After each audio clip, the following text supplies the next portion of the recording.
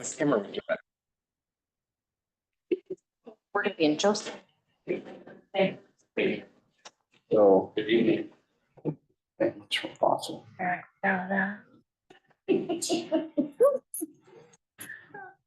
Okay, Guinness. She's married. Or no, she wasn't. So it's actually, so ask Corey. So. Told you Corey's brother, sisters, right? That's how we're like cousins, but in trees and. Yeah. So. There's like 600 people at Fossil. So they are. So that's what my mom's side of the family, so. Yeah, my mom's side of the family is like multi-generational. Wheeler County. My dad's side of the family is like multi-generational Wayne County and specifically Camp Creek. Yeah. Easy. So I had a great bought an acre in Umatilla for $5. But then he took a couple years and bought 3 more. Oh, because you're not quiet. If you're coming in. Moved it.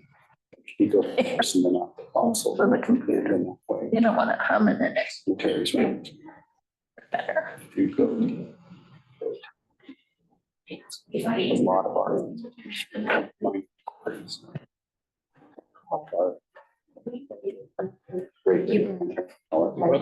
Oh, yeah. Oh. Her to death. Sure. I don't know her. I mean, my grandma passed away because it's my mom. So it's good. Please, person. I haven't been. That's a great picture. So she was a mayor for a long time and then her grandchild got sick and so she didn't run for mayor. And then somebody else there was a weekend free to get her It's good. child got better. And so then she ran for council. So she's been a counselor for a couple of years now and I think she's running for mayor again. So my brother married the plates. His wife grew up over there. Oh, man. And I told him, I think that's like Lose people in life. related to him. We're gonna lose people in us. Say it out this now. So his in-laws are, his father-in-law still has a big cattle ranch over there and stuff, so. They go over there all the time. I'm sure my sister-in-law would know who that is. Kathleen, get you going. Probably. Kathleen, get you going. Simple to me. Yeah, somewhat. I mean, we just rebooted everything. Yeah, and it's not like you drive through it to get it. I hadn't actually planned on going with my brother. Nephew, and me and my son. They go I back. think it's all working now. If you're. Really, Carter Roberts, are we on?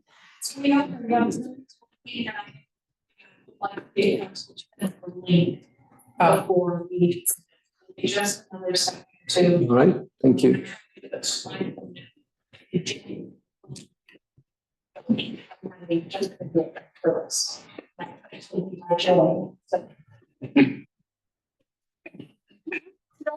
And while we're waiting for the final connection, if you look at your place, there's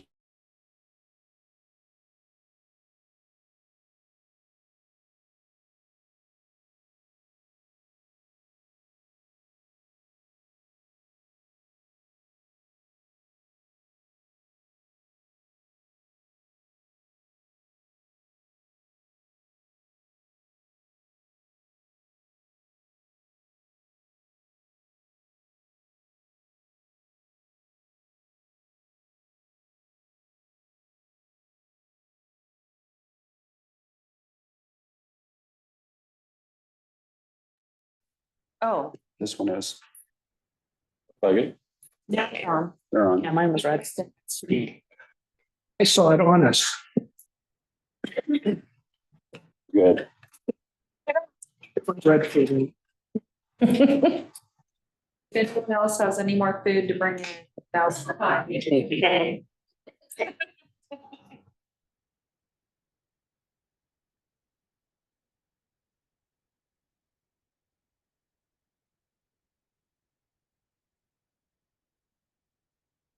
Have some power bars in it.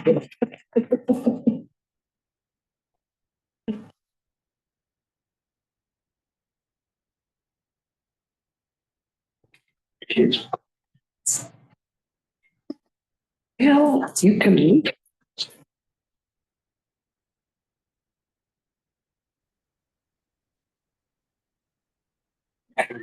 No.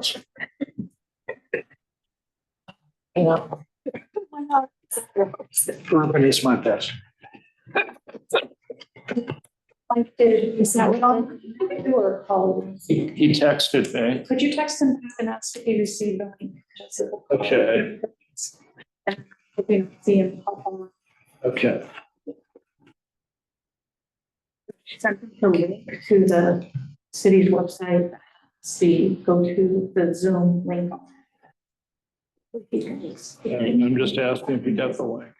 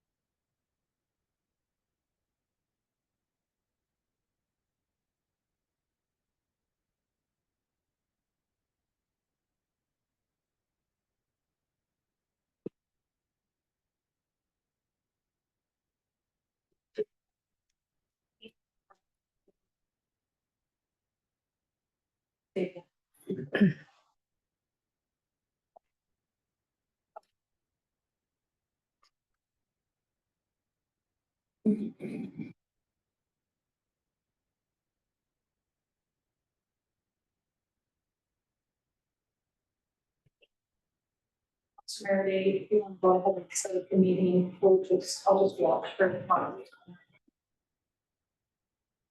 Your patience and your- Yes, and thank you for all coming, and you are here all on time. Thank you for city staff and the requested members of the community who supplied information or are here present. We're coming out of recess and back into active status at 7:18. So we should probably return to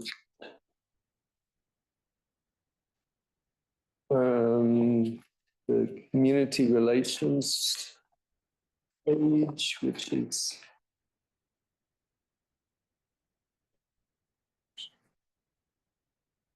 community services, page 44.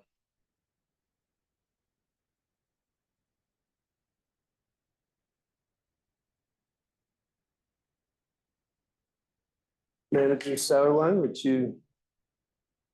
Good evening, Mr. Chairman. Good morning. Good evening, members of the committee. Thank you again for serving on the budget committee. We really appreciate you taking the time to be part of this organization, and thank you. When last we left our story, staff was requested to bring back some additional information. Community service was asked if they would give a report on their activities. The community pool support folks will be here this evening as well. Shane Dye is here this evening. And also the folks from Bohemia Mining Days. Before we jump into those three things, Bert wanted to talk a little bit about the cash carryover history within the budget. And so I'm just going to turn it over to Bert. Thank you. We are in the process of preparing detailed information of revenue budgeted versus revenue received, expenditures budgeted, expenditures made by department from 19 and 20 to current, so that you'll have an exact outline of what was expected, what was received, and where we ended at the end of the year. We're going to add graphs to that so people see information differently. So I'm hoping the numbers and the graph will help explain why we have the cash carry forward projected this year. Okay, so if you have any questions on it, once it goes out, let me know. But I would certainly appreciate any questions directed to me and city manager, whoever in a normal situation. some of the questions that were asked wouldn't have been asked in previous years. So this is something new to provide, and we're happy to do it. So. All right, also now we just turn to the community services budget, and we have our community coordinator, Teresa Cowan. Teresa?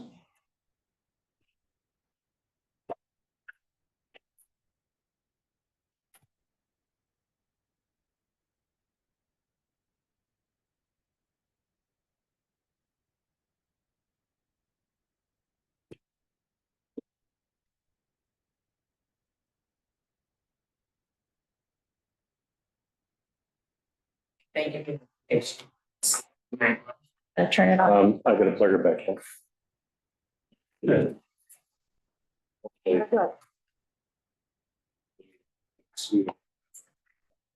Here's, want to hand one to me and we'll pass you down? Sure. Yeah, not me to walk all the way. Yeah. Send the other stack that away. Yeah. There you go. I didn't do it.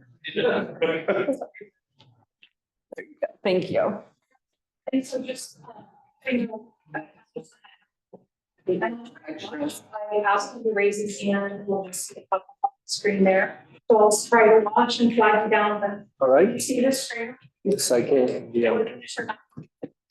Can I turn my laptop on as well? We need to do a roll call. Well, we certainly could do it just from, it's, whatever the committee issues.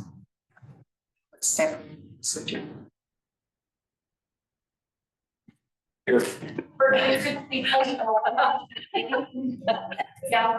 yeah, we should let it follow. Reporter Roberts, will you please call the roll of the budget committee for 2024-25 budget? Here.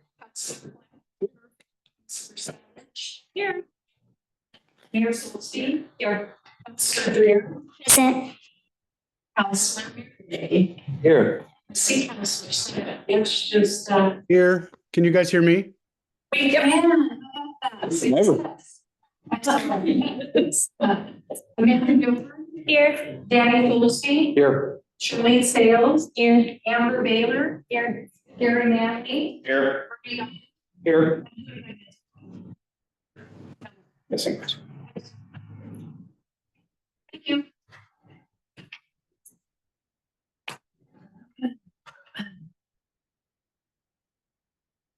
So, Hello. please. City Council, appreciate the opportunity to do this evening. Thank Jessica, who has worked diligently. Presentation. Saying, I've had the information that she has been working with.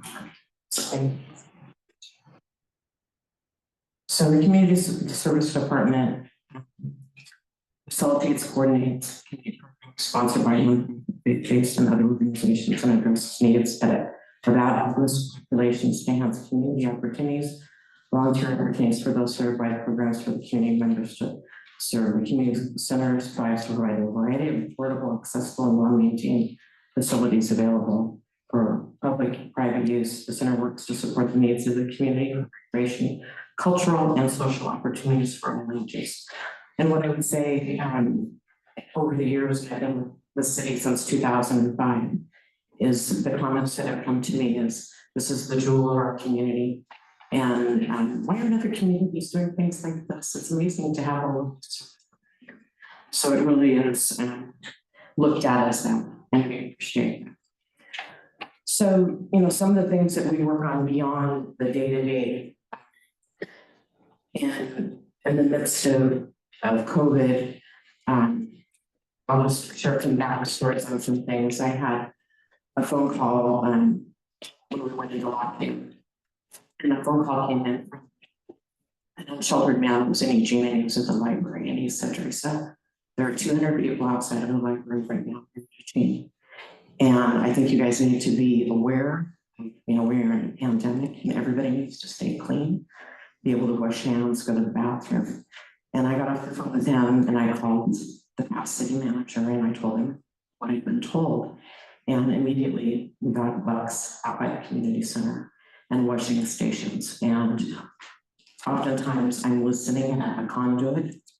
And we did that a week before the governor did the shutdown, and haven't waited any longer, we may not even have those available to us. So during that time, I also approached the city manager about can we research mobile shower program? And that's on page 2. And was allowed to do that. And they said everything else meetings and called a number of places out of state and in state that we're doing mobile shower programs, not mobile shower programs, to see what they were doing, listen to the reasons why they were doing, glean information from them. Started researching, and actually Jessica made a phone call to a company out of New York, and we got bids from everyone, and we had to have it ADA compliant because we're a municipality. So the shower program began community sharing, and the board was generous enough to let us put the mobile shower over there, and it's been very supportive. You can see through the numbers here.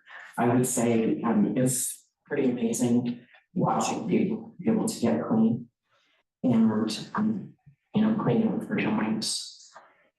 It's pretty amazing. We have some amazing volunteers that actually pretty much run the program, and we will sometimes go over and help staff, and the volunteers have said to us, you can do it makes sense. They like it that much. So it's an amazing thing. We've actually had visitors, bicycle riders, that the shower there. It's not emergency. It's people that are homeless and maybe don't have the water to and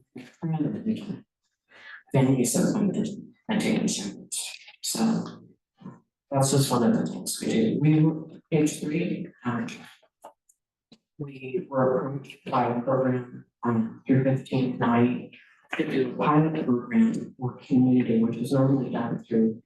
It was started because of 15th night they saw a need for at-risk youth, and they started with this called Rapid Access Network where people can sign up and through an email address, and when we send out words, just different words of what community needs, and that might include diapers or clothing for someone to start a job, or most recently we were able to secure a large walker for a tall man struggling to walk, and that's normally they charge $5,000 a year for that to happen, and they're just doing they're doing that to us because they're like we're staying here. They do this all over the state, and it's usually a health school. So they're doing this. So in 2018, I was approached by the city manager and talked to about changing my position back in the community service department. And one of the things within that discussion was he wanted to have the yellow resource guide available again. And that resource guide had been done by for many years, maybe songs passed, and it hadn't been free for a long time. And we held on to the yellow books. I think I went to the library and I said, does anybody have one of those yellow books? And the librarian said, I'll give it to you, but I get back. So I approached her partnership, and they said that it was actually copyrighted and that I would need to talk to Chuck Massar. And I had a meeting with Chuck Massar, Diane's husband, and he handed over the copyright for the South Lone Resource Guide. Jessica was hired and brought on staff in 2019, and this was one of the first things that she started. She has done an amazing job with this, and you can see that we spent 25 copies annually. People come in and pick up copies.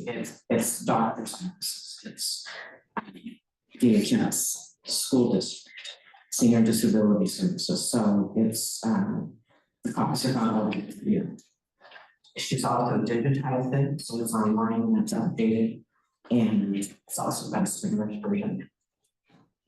It takes a while to put this stuff together. Well, the community center has also been used as an emergency center for them. And the recent ice storm has come in, and we've done a cooling center there. One of the reasons the Red Cross has chosen this space is because we do have restrooms available. When these operations happen, we have to call the patrons that use the building and are paying patrons to let them know, you know, situation, and we're bringing up the council. You know. And people have been pretty good about that. Jessica, did I understand? So we can read through all of the duties and everything. There's like 4 pages of it. I'm not going to go through it. I mean, I manage the buildings and tenants of the Versailles Analytics, senior center, genealogy, senior disability services, and data Johnson. Anything that needs to be, anything that there's specifically, I don't know, South Valley, so usually enterprise, so I never, because I get an emergency contact for the community center. So it's, you know, there it's the day-to-day, and it's in, and beyond that,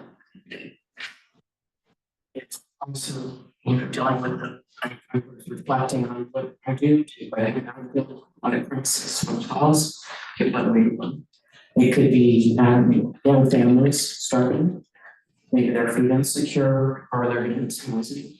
It could be elderly people, Peace Health, senior disability services, where they work within a box and maybe they're not able to any further they will come to and see what Jessica and I can do to help with that community members and need. Are there any questions about my duties?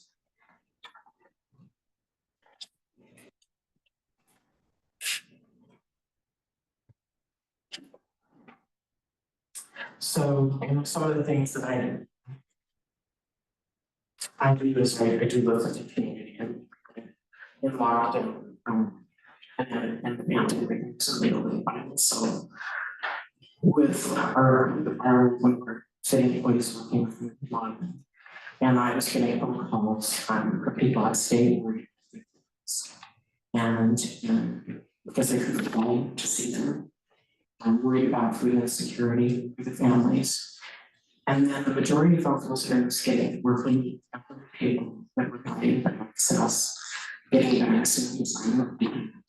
Right, so they had no way to get to, they go to their pharmacy and they say, they need to get on the county website to say what their appointments. And so I had triple phone calls that I was taking. After a few days of those phone calls, I called the city manager and they said, can I please just do a Bitcoin? And he said, sure. And so I called David Jeffson and Chris Pharmacy, and he said, Tristan, you can get the vaccines on. And so we did. I vaccine Friday, every Friday from 10 to 12, and vaccinated for 1,200 people. And he had volunteers actually call us and David, you know, did the vaccines just to help with that. I'm sure some of them maybe participated in them. It ran very smoothly.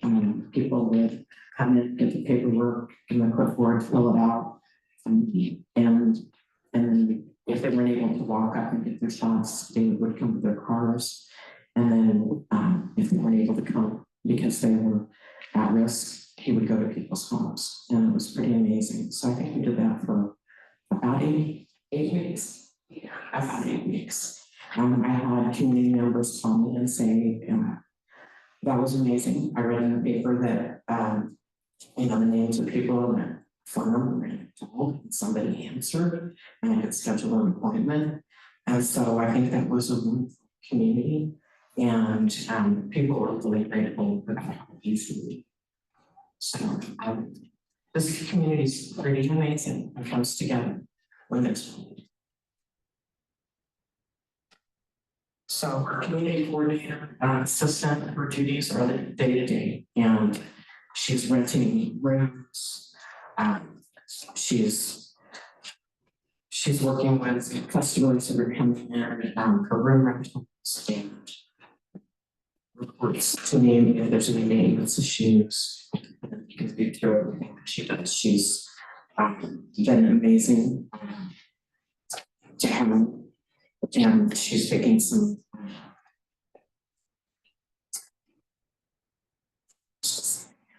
I love this community coordinator. She's got a chaos coordinator at the moment. So you can read through. I'm not going to read the whole speech. I think it's good for you to read through, and there's a lot. So, she's also been tasked recently to do photography for the city, and has done an amazing job with staff portraits. It's a nice thing.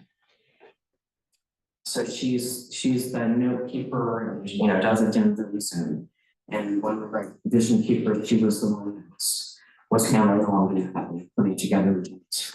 So, she has also helped coordinate and with the emergency shelter when we had it recently from the ice storm, the mobile shop between Dover on Saturday to be accessed to people even from Huff River that didn't have that. And so people came and were able to take showers. We had a number of volunteers to help with them.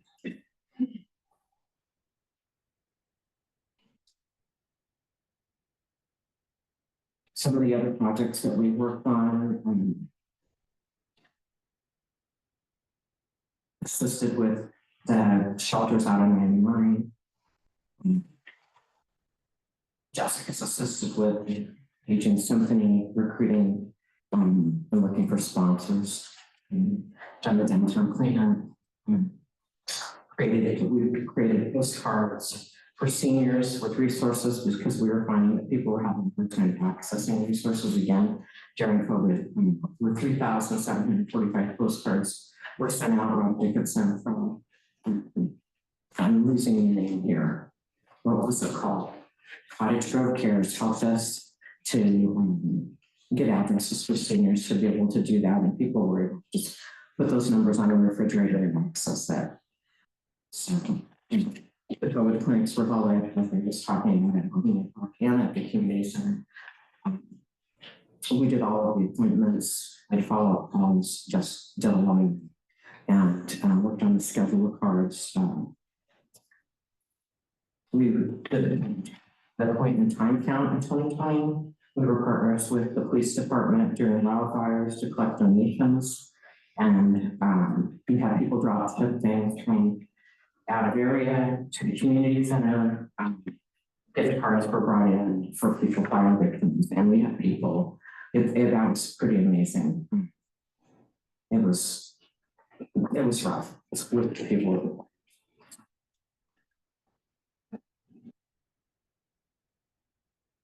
So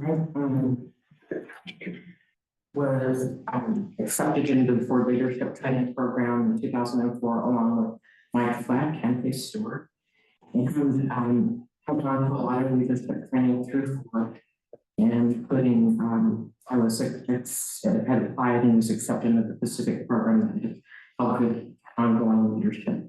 Jessica is currently going to Women's Northwest Leadership Academy. She was nominated for that. There was only a select few who were able to do that. It's been amazing to watch the growth of them and building confidence and wanting to work and around other professionals within municipalities. So it's been wonderful to see her to be able to do that. So there's Jessica has literally made website more professional, taking pictures. And we now have pictures online and the space available and updating it. And there's some very nice pictures in here that she's got of our space and what it gets rented for. These spaces are used for nonprofit reasons, and that's weekly, monthly basis, as well as support groups. NAMI comes in and uses our space. There are weddings, birthday parties, and many things that kind of use our space. Another thing is because we're right off the I-5 corridor, we have people from other parts of the state that come in to utilize our space. And they can, it's just easy access, and they talk about how nice that is to have this here and how nice the facility is and all this comment and clean it is. So there's been an appreciation even with state agencies that come in and use that space. So just put together community center facility rentals, and you can kind of go through and see yearly the breakdown on that and the number of groups that are using it. Nonprofits, other groups, parties, receptions, government meetings, this one. And then we turn to for photography services. Some of you in here. And some of the other things that Justin's been working with the senior center, needed some help with their brochure, and he's been helping them put together their monthly newsletter that goes out and offering the suggestions for that. So I'm gonna pass out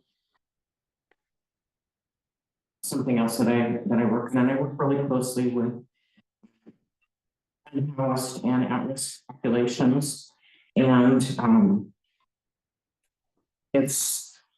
what I've noticed is the elderly that are really being marginalized right now, and people losing their house, and it's there's no easy answers for some of this. So like I said, it's like the phone calls are literally crisis-based. Oftentimes people in tears are coming in.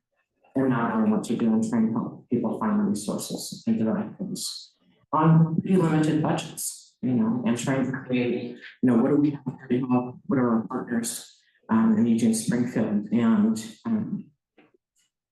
that's a lot of reaching beyond the management of the buildings. Get through a lot of tear.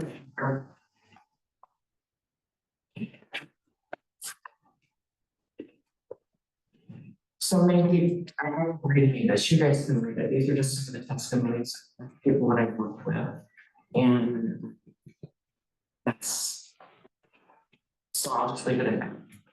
Do you have any questions? Floor is open for questions to Teresa.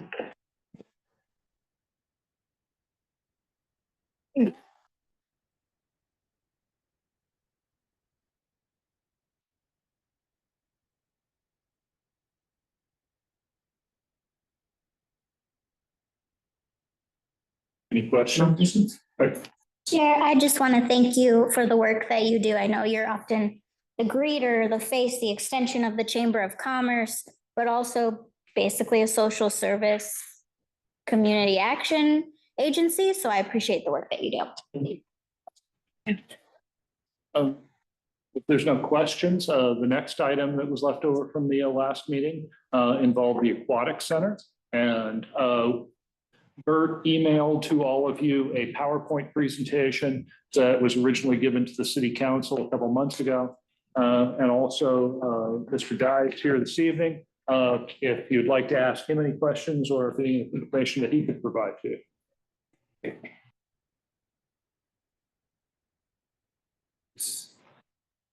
Mr. Guy, could you approach the podium and? Excuse me, I lost my hearing and I work at a swimming pool and I took a shower with hearing aids the other day, so I'm kind of like came over again. So you want me to speak about the pool? Or is it just questions? It's questions, I believe. I think a question. So, not that I'm suggesting changes per se, but if we were to ratchet up or down financial support for the pool, how would that impact your community swimming times relative to those funding changes? Well, if you go up, it's going to probably add a few more programs. And if we go down, it depends on how much you want to do down. But, you know, but without the support of the city, a lot of those community programs would go away. You know, and that's a tough thing. So. Yes, sir. I'm curious about why they would go away rather than just the fees would be increased to cover the cost. I spoke with my supervisors at South Lane. We talked about raising the fees, but that's a slippery slope too. You know, just like taxes, if you raise them too high, then, you know, it's kind of tough to get people to come through the door, but we've spoken about that. It's not my call, you know, I'm a mid-level manager, it's not my call. You know, They communicating that we're not gonna raise fees, we'll just shut programs down. can you say that again? Communicating that they won't raise fees, they'll just shut the programs down. Fees. I think when July 1st rolls around, the fees are gonna go, and, but it's not my decision. And I think they're gonna go up a little bit. 10 to 20%, probably, but I'm not, it's not been decided yet.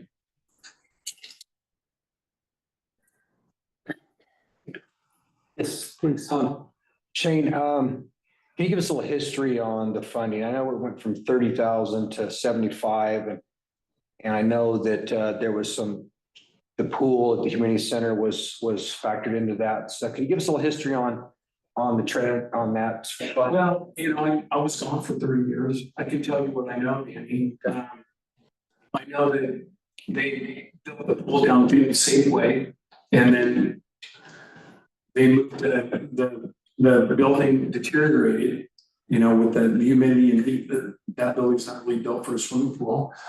And then they built a new therapy pool with the idea that the community, our seniors, would use that therapy water at the pool, and all that, you know, costs money.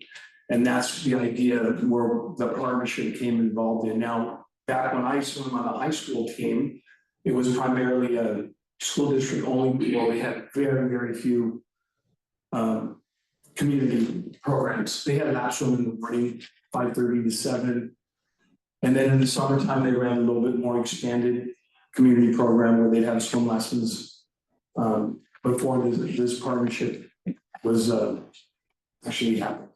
So, and I don't really know the history in the last 5 years. So my first day on the job was July 3rd last year. So, and I was like, we gotta clean up a bit.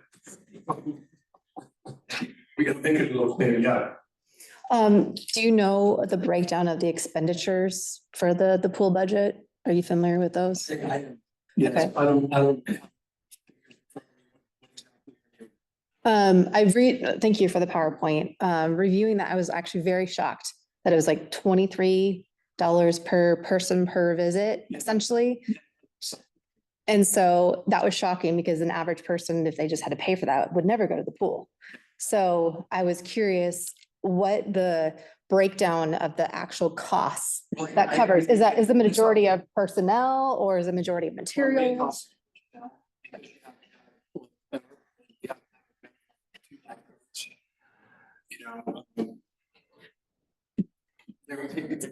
Which, you know, we have adults that work there and students that work there.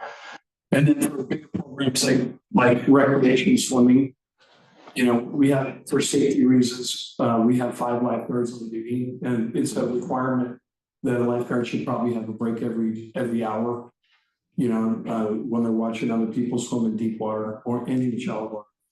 But our main expenditure is personnel, you know, and I think our second one would be our chemical costs have risen dramatically. I mean, just an example, you know, our chemical cost is $2,200 a month.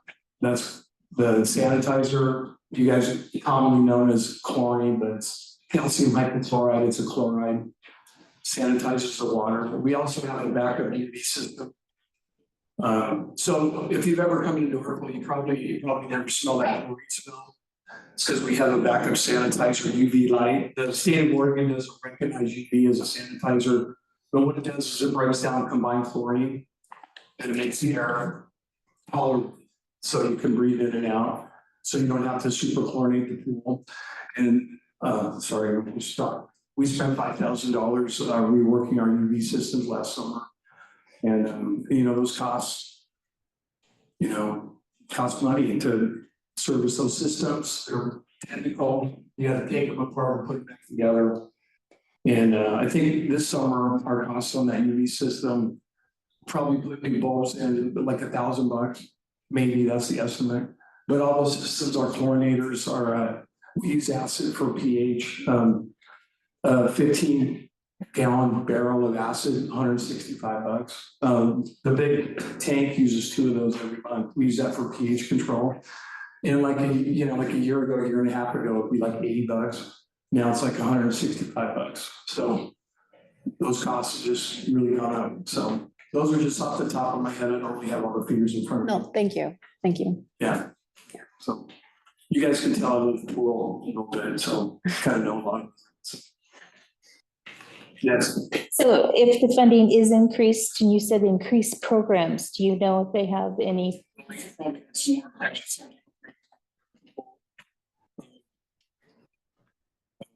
That's one thing we could expand on Saturday. Got things on Saturday. Those are some of the things I was thinking about.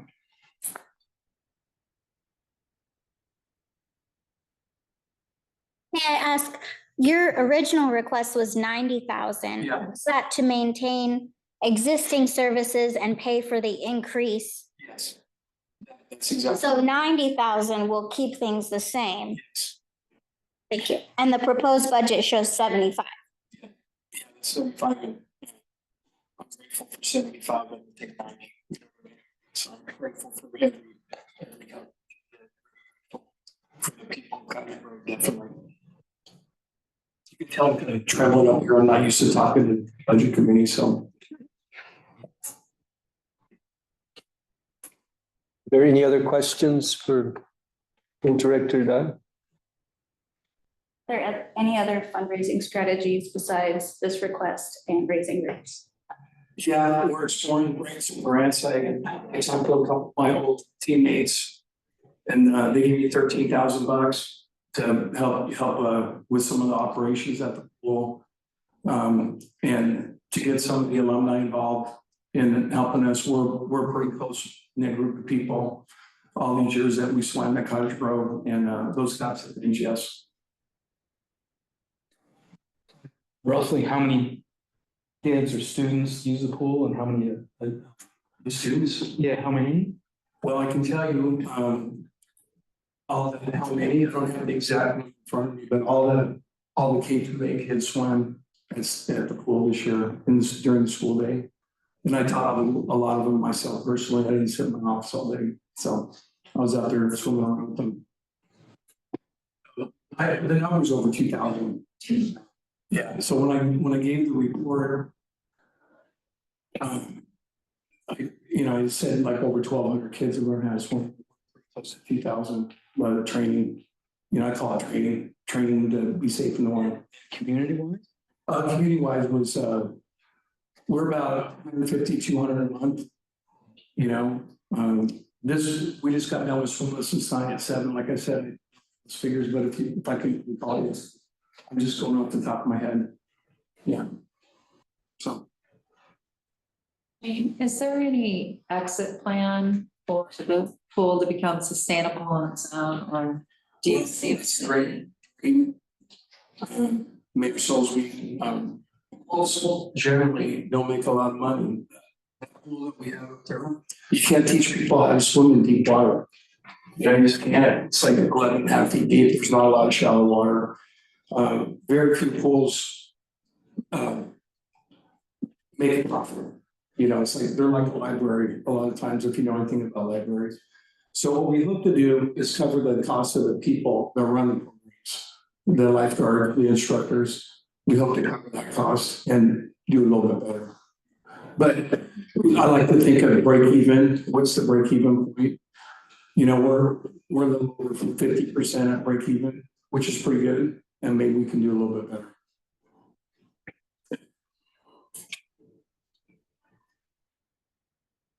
Any others? Just to clarify, I'm looking at your PowerPoint here and it says $21.58 for every visit. But the school district funds $13.08. Yeah. They cover just over half. So the 90% ask is to get all the way up to like, how much is it to go in? $4? Yeah. So the city covers potentially $5. Yeah, $4.90. I think $49. Oh, $4.49 I see here. Say that? Yeah. Thank you. Yeah.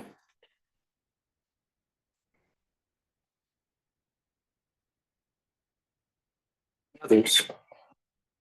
Thank you very much for coming. Thank you for your kindness, and it's an honor to be here. Thank you. So thank you very much. Question for maybe Bert. I know we were providing water, city was providing water when it was leaking. Correct. And that was a big chunk of treated water, and that changed when they fixed the pool. And then funds for the pool at the community center, do we know what it was costing us to run those pools there every year? I could look it up for you. I don't have it off the top of Because my it's kind of a head. trade, because Yeah, I can we're tell not you that, doing that anymore, and yeah, when the pool moved out of the senior center and was being constructed at this school, the city contributed $145,000 that year to offset losing ours and being able to use the one at the community. Bert, did that construct the whole? I don't know. I just know that was the number that was provided to the school district. P-Cell contributed also. P-Cell contributed, there's some other contributions to that. There was some bond money as well, right? Yeah. Yeah, if I might, I don't believe that covered 5% of the cost of that therapy pool. It was a big bill. It was Just a- several $1 million to build this Okay, therapy. that's what, Just- no.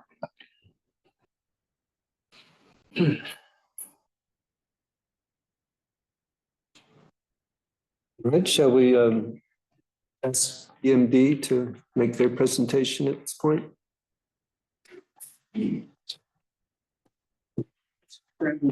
Pass them around. My PowerPoint. Here, this is.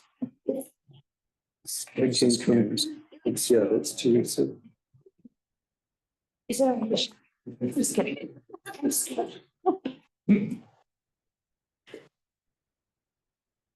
No worries. I want to thank the committee for having me back. I made an initial request.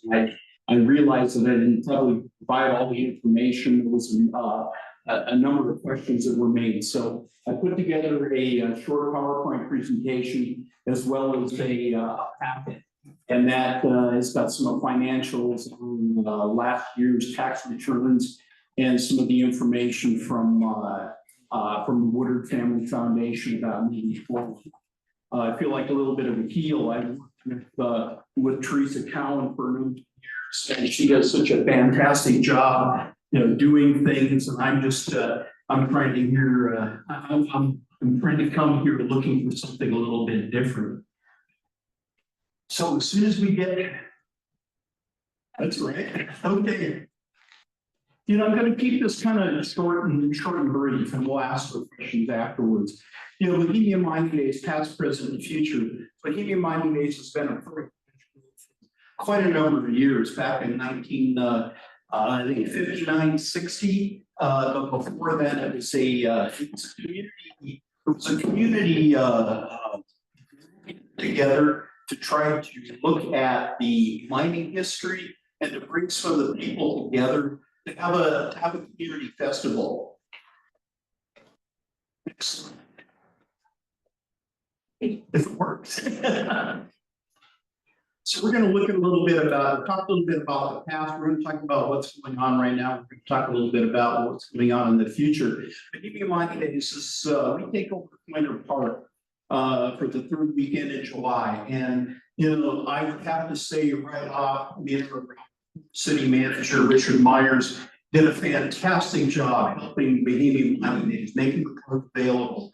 You know, working hours before Fake came on, but just making all city services available, doing everything that he possibly could to help Bohemian Mining Days take place. You know, I know we've heard a lot about expenses. We've heard a lot about, you know, what it costs to do, you know, have human resources make this thing happen. And, you know, some of the things that Richard did, I mean, he worked with the National Guard in 1918. I had 8 National Guard guys that worked with me for almost 2 weeks to help make things happen. And I think if you look at the expense sheet on Bohemian Mining Days, when you come to that private contractor, that human resources dollar, it's really big. And that's, you know, it's kind of the way it is. But I would hats off to what the city of Cottage Grove has done in the past, and after Faye came on, and all the work that his staff did, and we can't say thank you enough. For everything that the city has done to help move this forward. Next slide. You know, in conjunction, it's a Cottage Grove fixture since it was basically in 1959 in conjunction with Oregon's 100th anniversary. Over the years, stock car races, the rodeo, loggers contest, and later the feud filled the festival. In 1969, the festival formally organized and created a nonprofit to support and promote the festival. And I think this is when I look back to the first year that I was with Bohemian Mining Days, our total expenditures were less than $20,000. And it was a good way to have a community event, and we didn't spend a whole lot of money. You know, what we've done, what's happened over the past few years is our expenses have skyrocketed. You know, we look at insurance, we look at the amount of man hours that it takes. Most people don't understand. We have about 25 to 30 people that work for about 30 days getting ready for Bohemian Mining Days, about 3 weeks before and about a week after, to create the internal facades, to create the internal structure, to get everything set up. Last September, Casey Woodard from Woodard Foundation approached us. A problem we've had with funding is, if you look back 10 years ago, we had influential people within the community that had contacts to the former lumber and logging industry that were still alive and making significant donations, making $5,000, $6,000, $7,000, $8,000 donations. Unfortunately, as time goes on, most people pass away and things change. People, kids have a different idea about what's going on. And I think that was one of the things with Casey Woodard and the Woodard kids. A lot of them moved out of the area. They were wanting to fund things that weren't necessarily community related. Casey brought them all back a couple of years ago, showed him what was going on at BMD, showed him what was going on with the mining museum, a number of other things. They became very interested about what can we do to support Cottage Grove and a festival that really makes a difference going forward into the future. So most of you probably know Casey. Casey, is one of the legacy families, along with the Stewart family, with the logging and lumber industry here in Cottage Grove. His firm has been working with nonprofits here in the Northwest and West Coast for a number of years. Casey came to us with a plan about how to move forward. So these are some of the things that when Casey and his group went out and looked at festivals in Oregon, roughly our size and financially successful, they found a couple of things. The festival director, a medium salary for that kind of person was $69,000. And labor costs, again, for a festival about our size, is about $120,000 to $150,000. It's a lot of money. We have a lot of man hours that goes in to make this happen. So looking at those numbers, saying, what can we do to make BMD a reality in the future? We're doing a couple of things. The financials you've got in front of you, that's the basics for what we got in and what we spent. and our tax forms. If anybody's got any questions, let me know. You know, we're asking for roughly $6,000. And what are we gonna do with that money? We're not having a festival this year. It just isn't realistically from a financial standpoint. We started to get bids in for security, rental, and all of a sudden before we even talked about labor, we were above $40,000, and that just doesn't work anymore. But the money that we're asking, there's certain things we have to do in order to put Casey Woodard and the Woodard Foundation moving forward. The $6,000 is going to go to upkeep of bookkeeping, putting our software fees in place, and looking at a professional fundraiser. I think most of you look at that number and say you're never going to get a fundraiser for that kind of money, but this is an initial look to see what we can and can't do. We've got storage rental, and we have a huge amount of material that's off-site that we have to pay for rental. And we want to maintain some sort of presence in the community to show people that we are looking to put a festival together in 2025. We're working with Cameron, some sort of presence at the Rock Rolling Room. We've got phone insurance and other fundraising opportunities that we want to take place. The future gold mining days, what we looked at, we have, and you've got a packet in there, it's called the Straw Man. It was some of the work that Casey Woodard and his foundation did. They called every festival in Oregon that was financially successful. And they said, what do we have to do to make this successful? We don't want to come back and keep asking for money. That's not the way to make a festival successful. We have to figure out how to make it pay for itself. And there are mining festivals that have done that. So that's not a possibility. But most of our donors in the past have said, we want to see a festival that is more attuned to historical aspects of Cottage Grove. We're not interested in funding a 3-day party in the park, to be perfectly honest. So they're wanting to see things about more in depth about gold mining, about the lumber industry, about the logging industry, and different things like that will bring tourists in from farther away. Something that would really put the Cottage Grove on the map. And bring professional management. And I know a lot of what's going on this last year. You know, the decision to hire the festival manager. I guess I've got an hour, wasn't on the board at the time. You know, we had a person that he could bring people together and bring volunteers together and make it work and piss people off at the same time. And that's the unfortunate truth of the matter. You know, he was not a professional event management, although I would say that he did a lot. And we had put on some very, very successful BMDs. People are very happy. It's safe, it's fun. We get a lot of people. People are very happy. But we're looking at how we move forward and making this a sustainable financially situation. And so, you know, my family is involved with North Houston Fest in Mine, North Dakota. It started off as a very small venue. It's now one of the largest Scandinavian festivals in the country.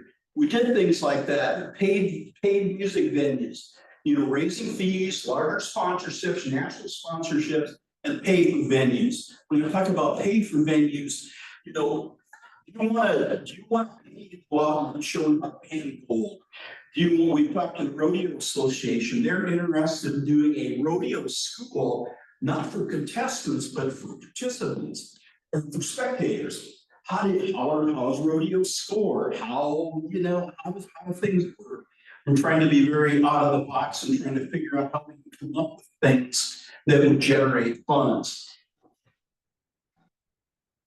Any small towns would kill to have historic treasures of Cottage Grove.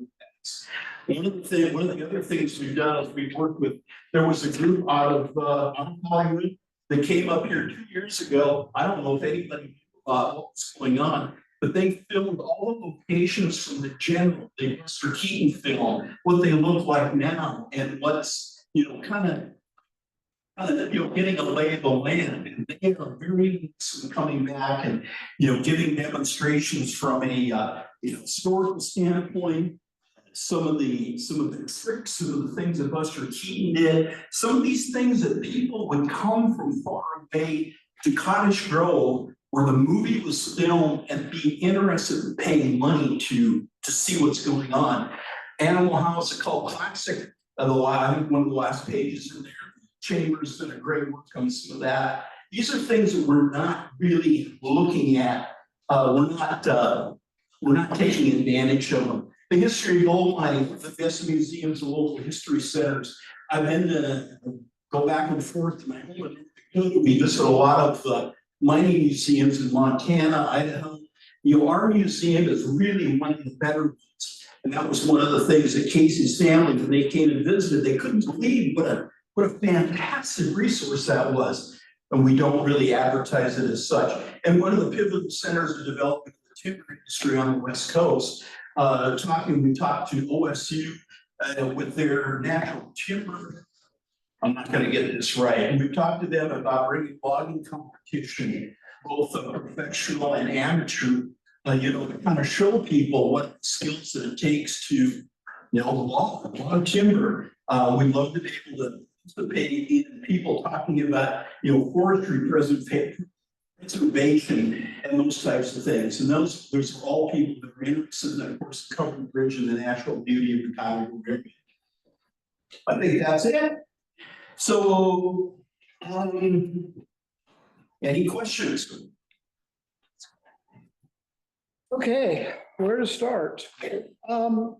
So I guess my first question is, Joel, you're saying this is the 990 you turned into the IRS for 90 days? That's correct. Okay. Because I have a lot of questions as to how you turned this in. One, it's actually dated March, I'm sorry, May 14th of. That's, we don't know why it hasn't been. We're in errors in a couple of different places, IRS, and including the state of Oregon. We told tax return the year after, not during the year of your. No, that's correct. That's correct. I had to go back in and catch up on things. Okay, so well, you submitted it before the end of your year, according to this. Okay, your numbers don't match. So there's actually a total on line 17, which is actually the amount of net income you have. And if you take that number and extract it out, it actually comes to $80,495, which means that you had a net revenue of $1,652. That's correct. The numbers in the numbers in the 2 sheets that I gave you, that was actually the fact. And your handwritten sheet with a line and a pencil total does not match your 990s. It wasn't because they were created 2 different times. So you need to understand that this is what I do every day, is make sure that numbers match and that I'm audited by everybody under the sun. And when I see numbers that don't match, when I see dates on returns that are handwritten that clearly are wrong, let's go to the IRS webpage where last year's tax return has still not been filed. No, and that's unfortunate. We had a tax fund in Creswell. Yes, in Creswell. And you have to realize, we had a treasurer that just quit on us. And I'm still, at the time I was president, I should have been more on top of it. We had a treasurer that quit in the middle of, she told us things were done, they weren't done. I apologize. I'm trying to catch up as much as we can. Those figures that you're seeing are, they're not that far. So follow me here. So the last year you actually submitted a tax return that was prepared by a tax preparer, was in 21. And Darren Baker filed that. Your gross receipts were $33,000 and you were able to actually have a CPA do your tax returns, yet we're looking at $82,000 and we weren't able to have a CPA do our tax returns. That's correct. Most of that is a $6,000 COVID grant. So at the end of the day, the figures to fill out that form is not that difficult. So let's carry on then. Okay, so last year you guys submitted a budget. And I guess before I go there, so you're also not current in your registry with the state. That's absolutely correct. You got paid for the Secretary of State. They have not processed state. So in your budget last year that you submitted, when you were requesting, was it $36,000 from the city? Right here, one line alone says that your festival administrator was going to get $6,000. That's correct. And what we see from your tax return is that somehow that morphed into 22,000. That's correct. And the minutes of our meeting will verify that we asked for more money. We gave him more money. Well, I'm going to stop here because I actually have emails where you said you hired Lori Black to do your financials last year. Yet we had a profit and loss out of QuickBooks last year, and yet I have a handwritten, penciled in totaled financial statement. Yep, that's correct. And it's not okay. You know, if you are receiving funds, especially government funds, but even any donated funds under IRS rules, you are required to account for them. And it is very clear to me that your organization right now does not have any financial capacity that is acceptable by any stretch. I certainly cannot, in good conscience, use the city's dollars to help you out until you can manage to get some financial leadership that's actually going to make sure. One of the other things I asked for was a detailed budget. You're asking for $500 a month. I don't have any budget that shows me my insurance is this much, my rent is that much. The basic concepts of running a nonprofit are missing here. And I'm sorry to be so harsh, but this is insulting. I mean, this is just not acceptable. And I'm sorry to be so harsh because I want BMD to be successful. I do. I truly, in my heart, want it to be successful, but I can't imagine how it's going to be successful with this financial management. That's what we're trying to move forward in order to make happen. So I put forward my presentation. Done. Thank you. Any questions or comment? Quick, the parade, have you guys given any thought to go ahead and doing the parade since that's not a big? Right now, because we would have to buy insurance, and insurance is just out of the question. Thank you. What I heard yesterday is that the city contributed in some way, maybe not directly out of the budget, but contributed to last year's. Is that represented anywhere? Because I didn't know what the monetary cost was. We talked to what the city we basically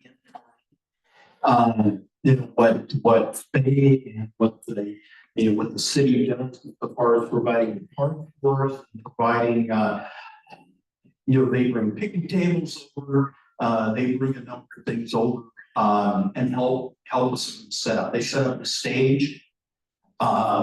That's what the city does, and we've never accounted for that. There's no paper that goes back and forth, but we in the past we've always appreciated whatever the city has done for us. Thank you. Any other? What is your response to, I mean, I was a manager at Mars. I managed millions of dollars worth of budgets. I've worked with tons of nonprofits. We have worked with the state and the IRS on nonprofits. We understand when there's a lack of accounting. I am told, particularly from the state of Oregon, this is not unusual. A lot of nonprofits, they don't have professional accounting firms. We're trying to make this I think, you know, from what Councilor Fleck looked at this, I think if you look at the numbers, we're not that far off. Yes, it's a handwritten return. There's nothing wrong with doing that. I have dealt with nonprofits and multi-million-dollar corporations. I understand what's going on right now is not right. We're trying to make it right. And we're trying to not screw anybody. We're trying to make sure that we account for the money that comes into the BMD as being spent properly and is being accounted for properly. Unfortunately, again, we had a secretary, we had a treasurer that disappeared on us for a month at a time. I was told that things were doing right. Bohemian Mining Days operates on a very, very tight, we just don't have the personnel. And that's why we're trying to figure out if this is going to be a larger, more successful, more financial organization, we have to be able to put those controls in place in order to make it work. Because in talking with different festivals, if you become smaller, if we don't grow, they go away. That's just, that's the unfortunate. So how do we get the right financial controls in? How do we, and maybe this isn't for Cottage Grove. I mean, maybe we don't want to do a larger festival. I think I put it, there's a couple of pages in there about some of the work that's been done about the money that festivals and heritage things bring to cities. And it's significant. But if we don't want to go there, that's. Yeah, I don't think that's the sentiment. I think it's a transparent, well-run, no shame brought. Anyway. We would love it. I've been president 3 times. I don't know how many times you come to the council, we ask for money because of the financials at the end of the day are always very difficult. We get funds come in, we always ask for volunteers to make up some of the work that goes on. 50% of the time, those volunteers don't show up. If you got a festival the next day and you need to make it happen, we need to put out serious money to make it happen. And that's the unfortunate part of it. And those kind of things happen within a 2 or 3 day process. And we always end up that we never budget correctly for that. And it's getting worse and worse and worse. So in order to put something like this together, it takes a lot of people. It takes a lot of man hours and a lot of money. So Joel, was this filed on Monday? We just filed it. Okay, so you signed the wrong year on it. Is that what, and I apologize if I did, but it was just filed. That's the, it's because it was signed with 3. You know, and so that looked early. No, so that we'll finish. We'll bring them in. It's okay. That's one of the things. But one of my questions is, why didn't you just do an extension to do 22 first? Because taxes do. Accounting is not my, I'll be perfectly honest. And when we had our accountant leave and said that everything was taken care of, when I left, everything is, you know, stuff is filled out, everything is ready to go. I did not find out until much, much later that that wasn't the case.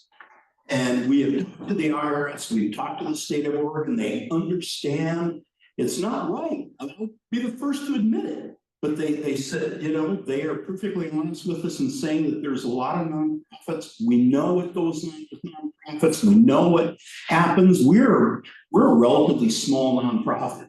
Chair, if I may, I have to leave at 9:30 because I have a babysitter that needs to go home. So if we're done with this item, can we move along? Because we do have. Yeah. Anybody that has any additional questions, if they want to forward them to me, I'd be very happy to answer. But no, I appreciate, much appreciate your time. You?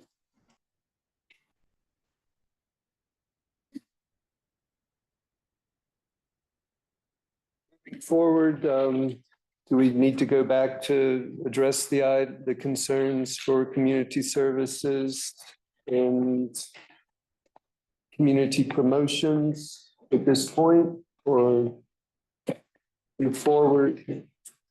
Well, let me just, ask this. Are there any more questions about community services? Did the presentation this evening address the concerns that were raised?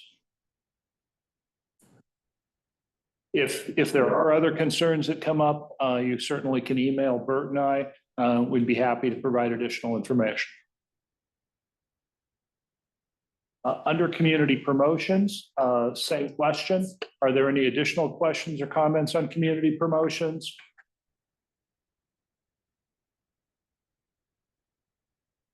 If not, as I said, we're certainly happy to answer any additional questions that may come along.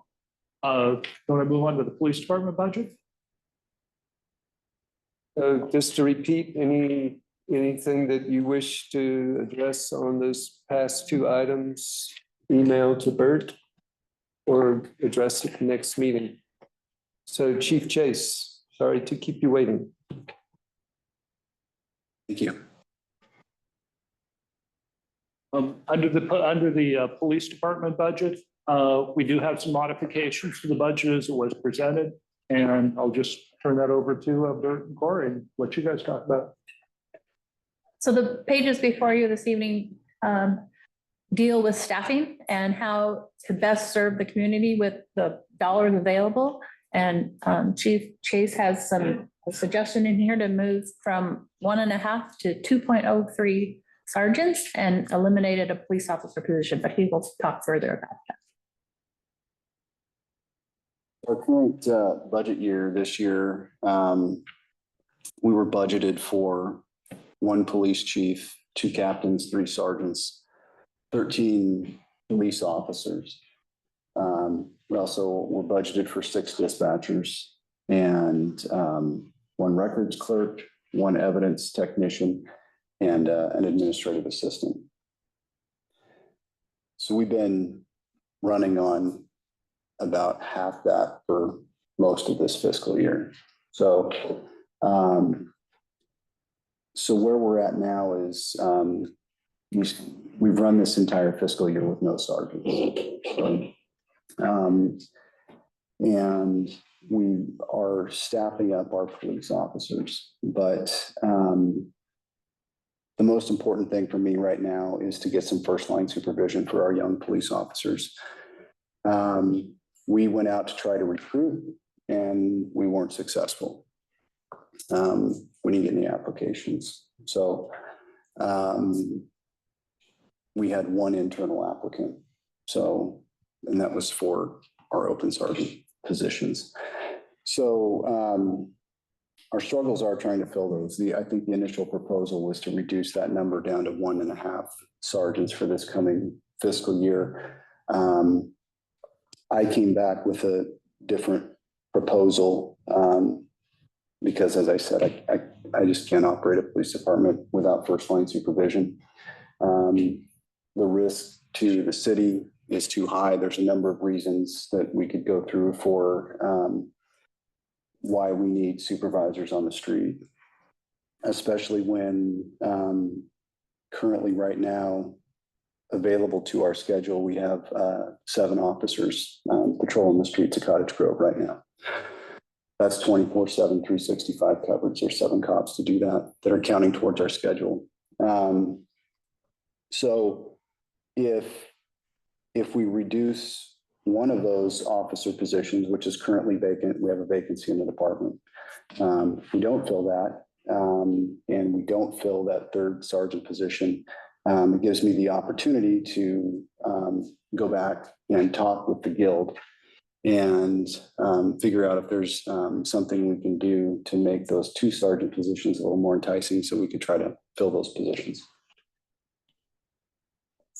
Chief, can you reiterate one more time?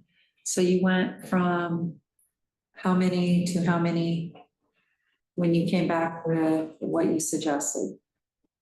So what was offered to you and then what you are suggesting? What was proposed was hire 1 sergeant in July, hold 1 vacancy till January, fill that position, and then hold the 3rd sergeant position until the coming fiscal year. And you offered Rather than eliminating 1.5 sergeants, I offered 1 sergeant and 1 police officer. Understand that the goal hasn't changed. The goal is to have a fully staffed police department. And because of our current budget situation, we're probably not going to be able to get there in 2024, 2025. The goal is to be able to be fully staffed by the following fiscal year. So in other words, it's not going to take us 12 months to get there. It's probably going to take us 18 months to get there. What the chief is proposing is a realignment of staff, prioritizing the first line supervisor positions, the sergeant positions, over a currently vacant police officer position. I fully endorse that. But as I said, the goal hasn't changed. We want a fully staffed police department as soon as we can. It's going to take us 2 years to get there. Or has something else to offer on what we just Sure, so about it. because only 90% of the sergeants are in the operating fund of the police department, the other 10% is broken between the 2 communications and the special revenue fund. So actually, this is going to allow Chief Chase to have 2 full-time sergeants now with a proposed quarter time, well, 1 more quarter starting this fiscal year. So you're 3 quarters in and then you make your hire and you're staffed with 3. And then moving forward, you would have the number that he's needing to operate. And that maintain the amount of, very closely, the amount that was originally thought to be spent. But by eliminating the 1 officer, you had the amount of money that you needed to get what was needed for his operations. If I looked at this right, it's $80,000 less than what we had Correct. 2 nights ago. Right, correct. It's just being staffed differently. Sounds like a way to me. So frontline supervision, that's a sergeant's work to make change. Yeah. But you'd still have to hire them to get what's budgeted here. So what's that? You would still have to hire those sergeants to get what's budgeted here. Are they promoted from within? Is that an option? Currently on our staff right now, there's 1 person by policy and by our standards that would even qualify for that. Nobody else has the years of service or the training or the experience to qualify for a sergeant position. An important point that the chief made is we want to go back to the guild and be able to say, we tried to hire sergeants within the current salary range that's in the labor contract. What we want to do is find a way to incentivize people, that happen to be a sergeant in another organization or are eligible to be a sergeant in our organization, to make a lateral move, and make those positions more attractive. And we need budget to do that. And this option that he's presenting gives us the budget to do that.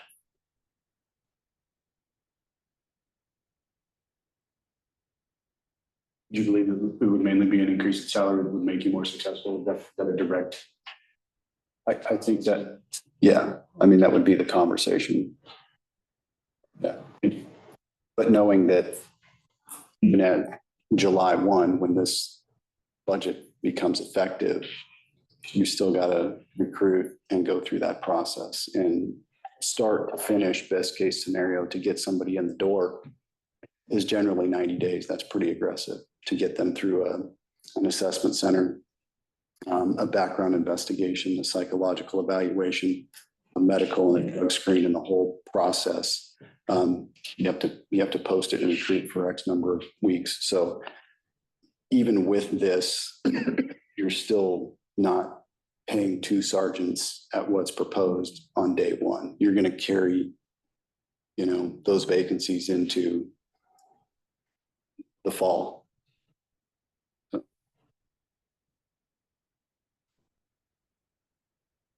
My question surrounds level of service as it relates to what it means to have a fully staffed department here in Cottage Grove.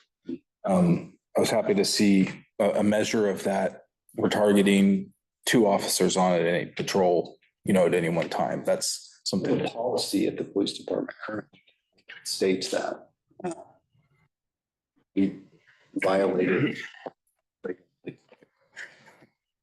So that might be the answer to the question is that policy what drives the numbers that you're after for what's a fully staffed department? So, yeah, I mean, in most small agencies, and I mean, unless you're talking, and when I say big agencies, I don't even mean like Springfield, I'm talking like Eugene, Salem, Portland, things like that. A lot of their staffing is driven by certain statistics, right? They're doing crime analysis and heat mapping, and they're deploying a certain number of officers at this time and a certain number of officers on a Saturday night in this precinct, because this is where, our data tells us we should be. This department isn't built that way. It's really staffed based on how the minimum number of officers that we can safely deploy and still respond to calls. And so and have supervision. So that's where you come into the 2 officers on at a time. So you're not sending cops to calls by themselves or having to wait 15, 20 minutes for a county unit to cover them. And, OSP is out of Springfield. So, and I will give all the credit in the world to the state police and the Lane County Sheriff's Office. In the 8 months that I've been here, they've been phenomenal. But they also are not flush with staff. So, a lot of times our response is coming from outside the area, and it's not outside the norm for that. If like right now, I have an officer who is here by himself. He started at 6 o'clock tonight. He's working 6 to 6, and he's on duty patrolling by himself. So if he gets a call that requires a 2-officer response, domestic violence call, a dispute, anything like that, we're relying on county and OSP to come cover us tonight. So, so that's kind of where those staffing numbers come from. We don't have the numbers to try to do like a street crimes unit or something that you would see somewhere else. So, and as much as I'm trying to get to a more data-driven department, that data is going to more or less guide our community policing efforts, our outreach efforts, our training equipment, and that type of evaluation. It won't impact how we staff our day-to-day shifts, because we're already kind of just at the minimum. Answer your question? Yeah, that's perfect.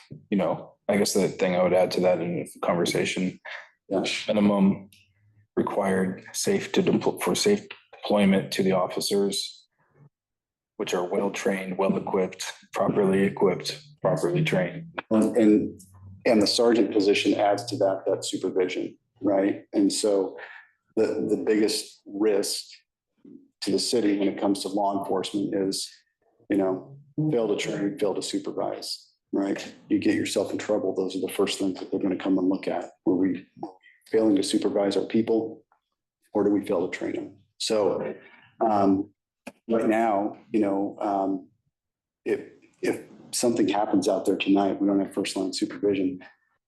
Thankfully, we have, there's usually a sergeant on at the county, and sometimes the calls that I get or that one of the captains get, late at night or whatever, the officers are telling us, hey, by the way, Sergeant so-and-so is here from county, or we've got a sergeant from OSP that showed up on this call.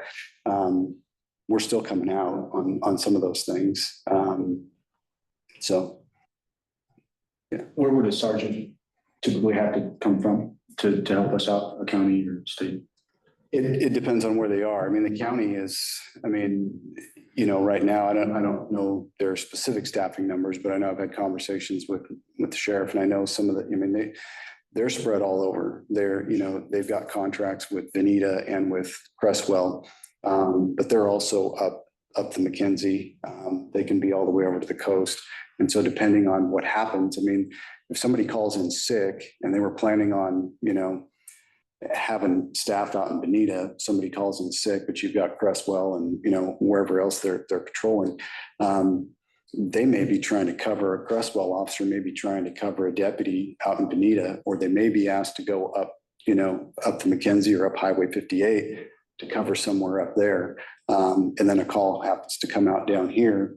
They're going to turn around and, if they can break away, they're going to come cover us. And so what our dispatchers now, this is kind of a day in the life of CGPD and Southland 911. If they can't get the county, then they're going to ask for OSP. And if they can't get that, then they're going to ask for Douglas County.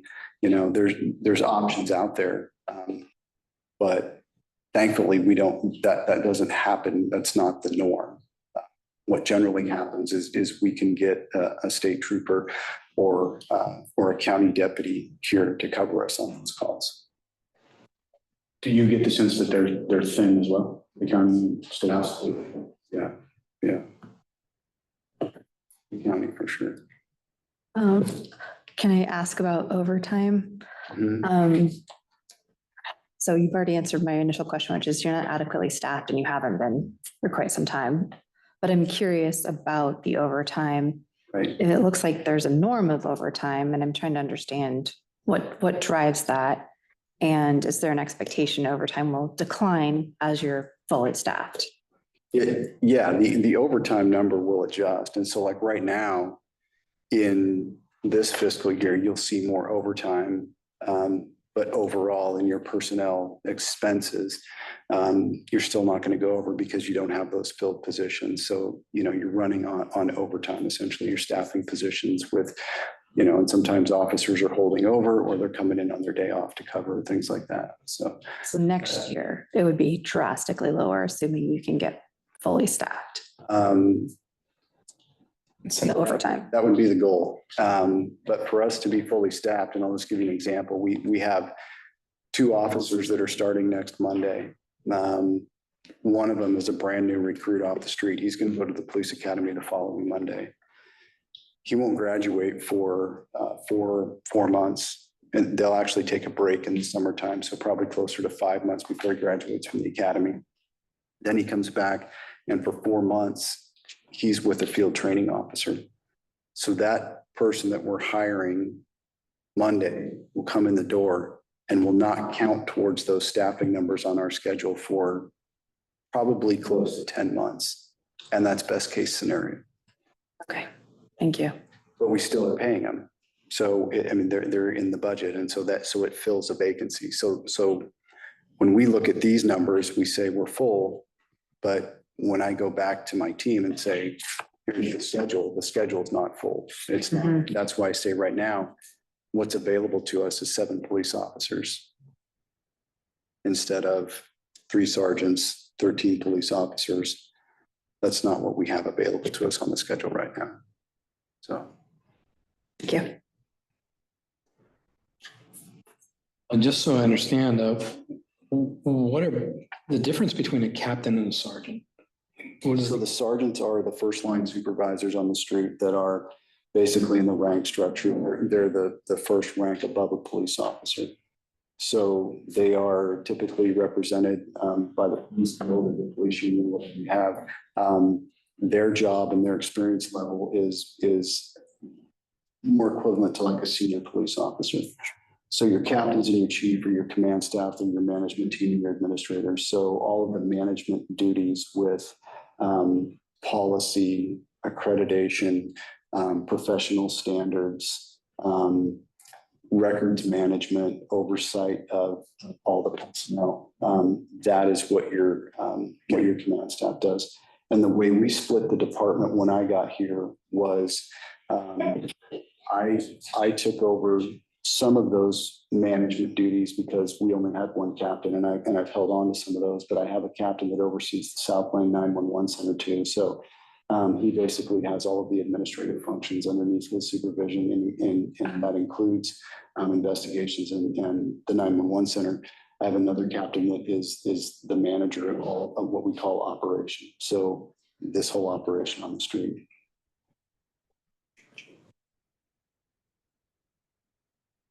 Other questions? Anything else on this page, page 52 formally? I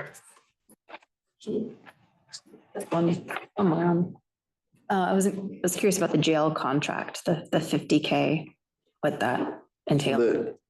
So when the jail closed, and that was before I got here, but when the jail closed, the interim chief and former city manager entered into a contract with the Springfield Municipal Jail. That was based on a contract, an estimate of how many guaranteed bed spaces we would need. And that we would pay for those bed spaces, whether they were used or not.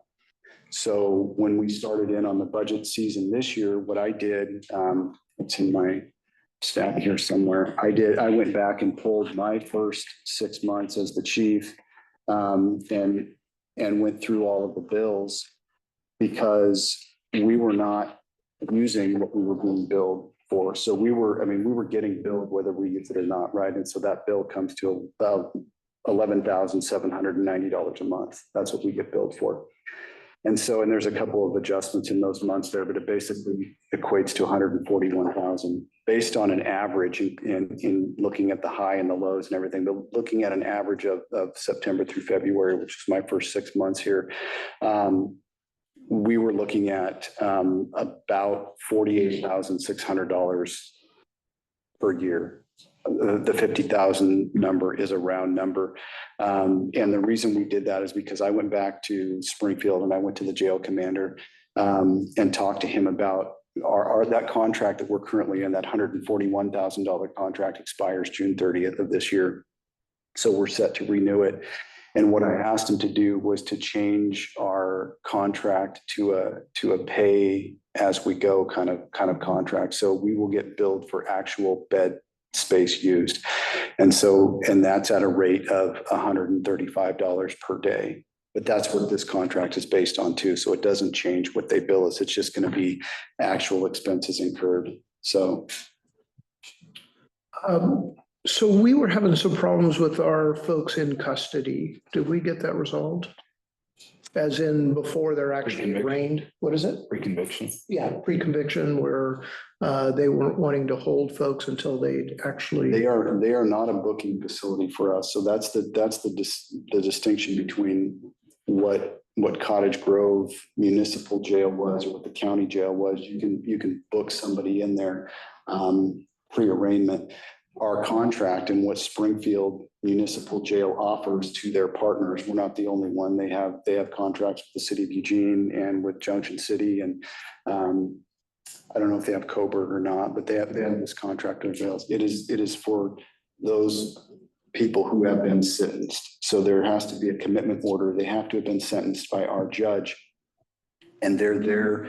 Our contract allows them to serve their sentence at the Springfield jail. So that is, and that's something that they're not interested in changing for Cottage Grove. That's what they offer as a contract service to outside entities. So that was my question. Would that increase the number? But it won't because we're not changing that. Because is that something we're going to look at in the future? I don't know about Lane County or what the options might be. Springfield has made it clear to me that they're not interested in changing their business model. So, because the problem is cite and release and that person does it again. We're losing ground, Anyway, so and then the last question I have for Bert is I assume we're going to change our ending numbers, either unappropriated ending balance or contingency, because this has a surplus in it. That be at this point, that's where I'm doing it. So I know I'm in balance. It depends on what you do on the other funds or departments that you've already spoken to. And if you decide to increase the pool or donations, or if you decide to support BMD in any way, I'll be making those changes. And typically I would recommend going into the unappropriated end fund balance and increasing that as much as we can this year. I agree. It's also in previous years, it would reflect a $50,000 payment from the South Lane School District. That was for the school. Yeah. So the reduction of that position, we won't fill that spot over there. So.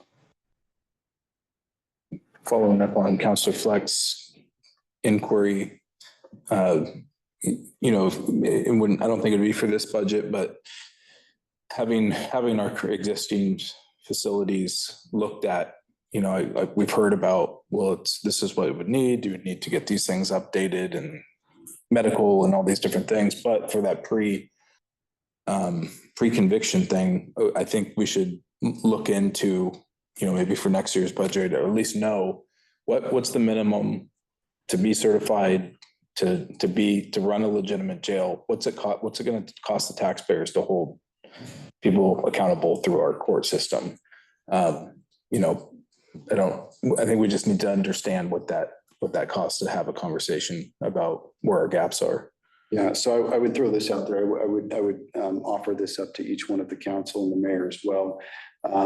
If you guys would like to stop by, I have some stuff that I think we could talk about, because the facility as it exists today, from the information that I've received and what I was provided when I got here, is that the current facility will not meet 2024 standards to operate a jail. So, and so aside from the facilities, there's the personnel costs that would go along with it. So, and the facility doesn't exist to even get to the conversation about what it costs to staff the jail. So.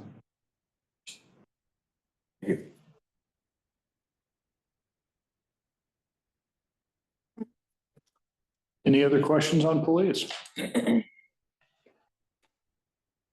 If not, we can move on and talk about municipal court.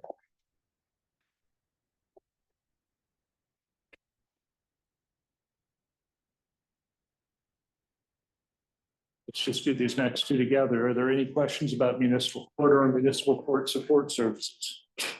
Let me just offer, I'm really bummed Pure Court is gone. I'm really disappointed Pure Court is gone. That was such a great tool for so many years. It's really sad to see it go away.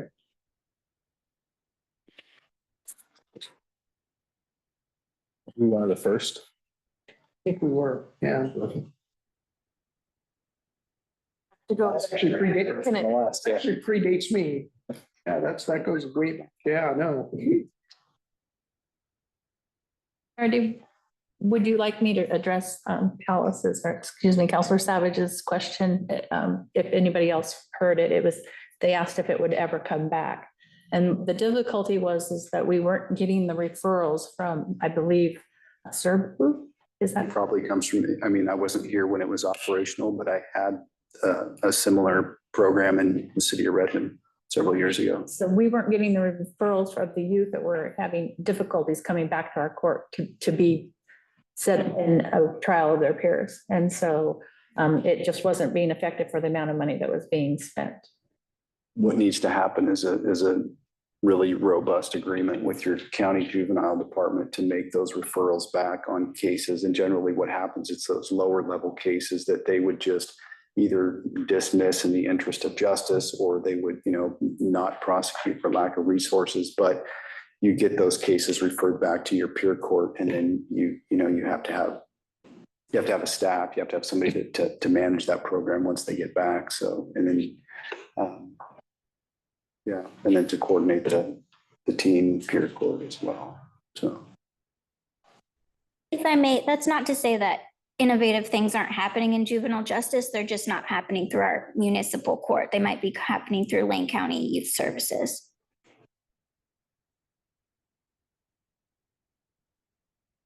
Any other question? We can move on then to the maintenance department. Municipal court. It's enforcement. It's more enforcement down. So it's interesting because I was noticing it looked like we added a person this year, but it looks like actually maybe our number should have had a 2 last year. Because I think looking at the. I will still say, Counselor Fleck, that the numbers, the FTEs have not been matched up necessarily with. Yeah. Okay, so.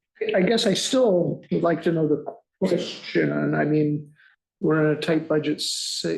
I mean, I guess I just a little justification for a second custodian.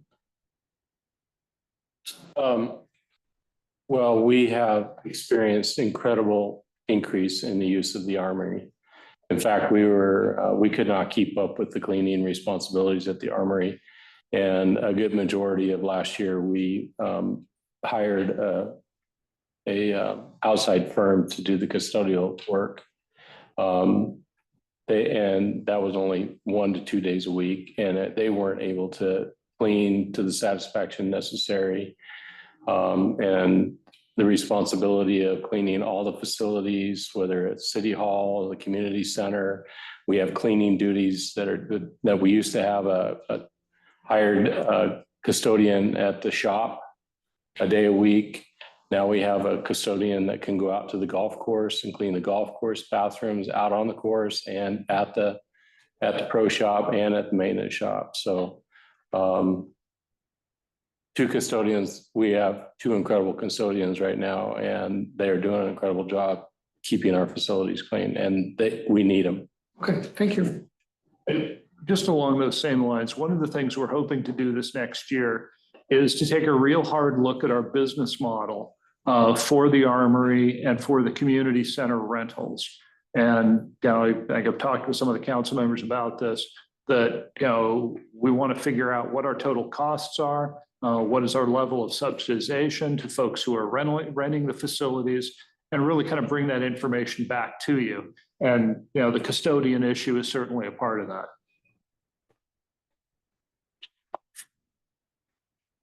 We maintaining more than our share of the bike path past the city. Yes, we actually had received BLM funding to go clear up to Cope Creek. So, and that's based on reimbursement. So we keep track of our time and then get reimbursed.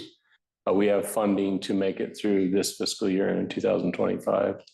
And we were able to capture some proceeds for cleaning the trail. The first portion of the BLM trail did suffer some serious damage from the ice storm. So that money that the BLM had, because they didn't have the resources to clean it up, we were able to utilize our crews to clean that ice storm up and be reimbursed by that RAC grant, Resource Advisory Council grant. But I would say the big change here is we are eliminating one FTE. That will put a strain on our current crew. We added 3 years ago, we added a position that really focused on doing construction work, remodels, those type of things. And with the reduction of this, we're going to have to realign our work duties and spend less time doing construction and remodels and just focus on the actual maintenance work and the outdoor landscape keep. I'd also share in our budget right now, presently, you'll see that we do pay for the portable toilet services and the electricity. This is where we support some of the homeless camps and the upkeep for those.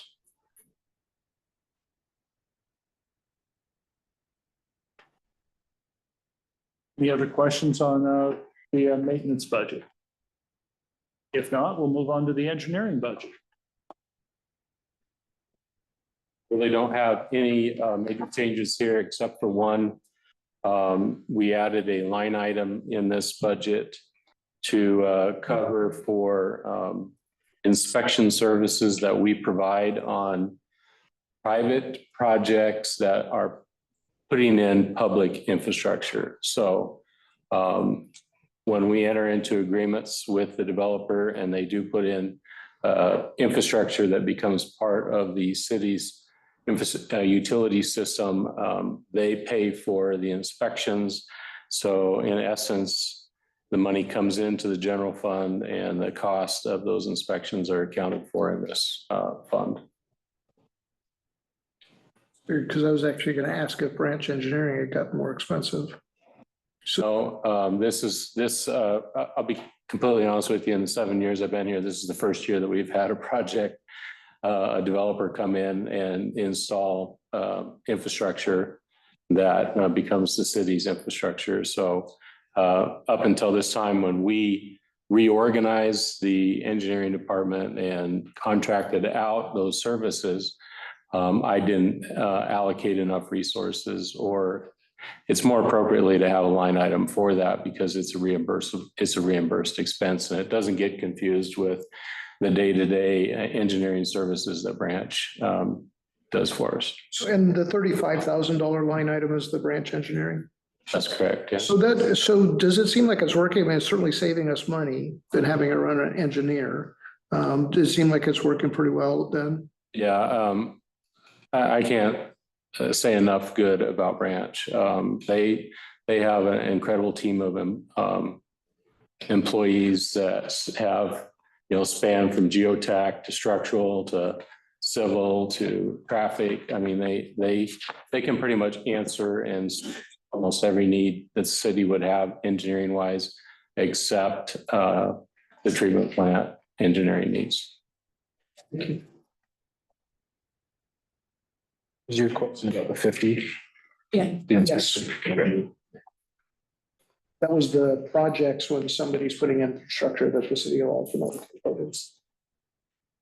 Any other questions on engineering? It is 9:00, which is usually our break time.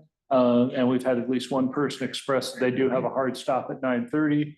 What is the committee's preference? Would you like to plow through and try to finish the general fund tonight? Try to get it done by 9:30? Okay.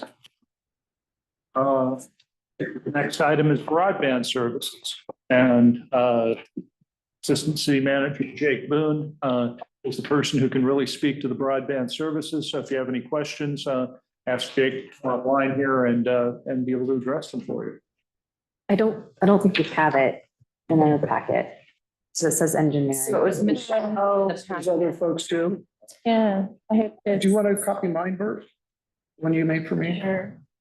Yeah, I apologize today. I Yeah. noticed the same thing. in Looks that. like I got a repeat got a of copy. engineering. Yeah.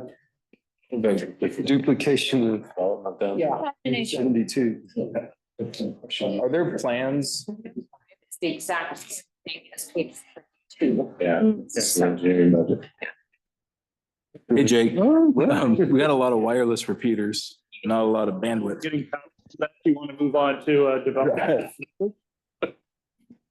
Yep. Are there plans to either end of life those things or replace them and make them work? Any questions anyone has on development services? I would point out some of the significant changes here is the promotion of the senior planner or the city planner to a community development director position. That would be an increase in the budget. There is a reduction in generally each year we bring in a college planning student to work the summer. That position has been eliminated. And we also eliminated an administrative assistant that did code compliance and also split doing building permit services. So that will impact the building permit services just because the lone administrative assistant in the office will be splitting the duties from planning services to building. And we will need to rely on our assistant city planner and the community development director to enforce the development code. So tall grass, those various different code violations that was by the code compliance officer. What's the difference between city planner and the promotion of community development director? I mean, there's probably more tasks, but what's the difference is essentially is right now, overall responsibility for community development is under my responsibility. So that would relieve me of having the responsibility of overseeing the building program, the planning program. We still would like to have conversations about, does it make sense that I retain emergency management manager? Presently, I'm the enterprise zone manager. Most likely that would shift. So a lot of the duties that are community development and building program based would shift over to the city planner. for explaining that? Any other questions on development? Rick, so the duties per se won't change as much by the titular change. There'll still be things, we won't have like an additional person to, for instance, look at the downtown or anything with this model. No, we wouldn't have any changes there. You might have a different member at the Community Development Corporation than the one that you presently have, but we can arm wrestle over those two. I mean, it's kind of mixed. I love both jobs, but it's at a point where personally, I can't continue to perform all those duties, you know, especially in light of having to work with FEMA to get reimbursement. We got 2 huge EDA projects going on. We have biosolids drying project that we hope to do. I'm planning on leading the street funding effort that's taking place. And if we're successful, we're going to be doing more projects in the community. I need help, and this is a way to kind of shift some of the duties and, you know, give a promotion to an individual that's qualified for the position. Faye's being modest. He's done an incredible job of wearing both hats and holding down both positions. But we have so many projects coming up that we really need to do some reorganization. So please, he's done an amazing job being able to handle both positions. So thank you for doing that. I don't know how he does it anyway. I'd like to share that for many, many years, that was 2 separate positions. It was when Howard Cheshire retired and Jan, I think at the same time, right, where that ended up getting combined into 1 job instead of 2. It was much different 7 years ago than it is today. I was hoping we could relook at RAIN. I remember when we kind of brought this about, they said, hey, it's going to be about a 3-year period before you should take assessment. It takes time to get things going. But I'd like to kind of get a sense. I know tonight was a night where people, I think RAIN was certainly involved with some of the people I saw at the booths at the community, the Armory. But what are we getting for the investment? Is it paying off? I think it's time to evaluate that. But I would respond to that by saying we need an update presentation, just as we do like the Urban Forestry Committee and the others. We should ask Helen to come and give a presentation to the council of all the activities. She is very active. You'll find that she's doing a lot of work in the Cottage Grove community. And I would also remind us that this is a 2-year commitment. So we're bound to do this next year. But I do believe that you should have a presentation to understand what RAIN is providing and see if there's, you know, if you could see other advantages that they might be able to be helpful in.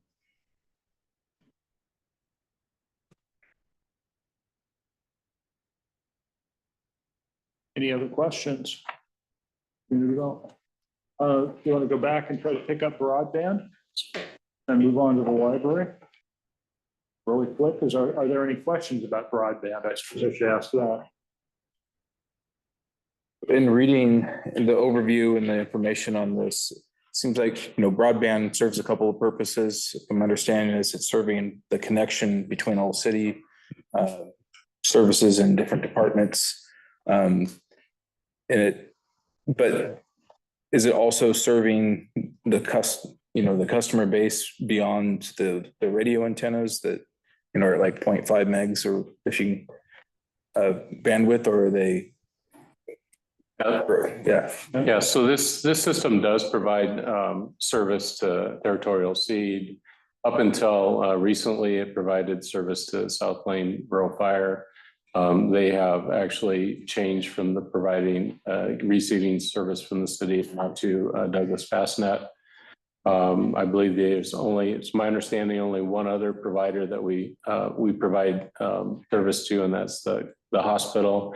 And they're actually looking at something different themselves. So in a presentation that we received recently, one of the advices, and I believe we're reviewing this proposal is to actually update the city equipment and have better security system and, better links to the internet service that links the city together.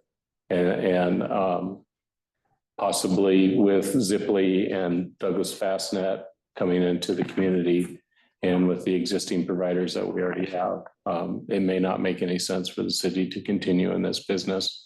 But I would point out that in our contractual services line item, this is where our IT service is paid for from Elcog. So our day-to-day, we actually have 2 individuals that support the technology portion of the city that's in this contracted services line item. Does that revenue come through franchise fees or where the revenue for the use of, like, for the hospital currently and the other? It's actually, I believe it's just based on the amount of service that we provide, so they pay a fee for it. So I believe the number that when South Lane Rural Fire decided to move to Douglas Fastnet, that was almost an $8,000 a year loss in revenue to this account. To answer your question, Councilor Urban, on in the general fund revenue, you'll see a line called broadband services, local agencies, and we reduced that from 60,000 to 30,000.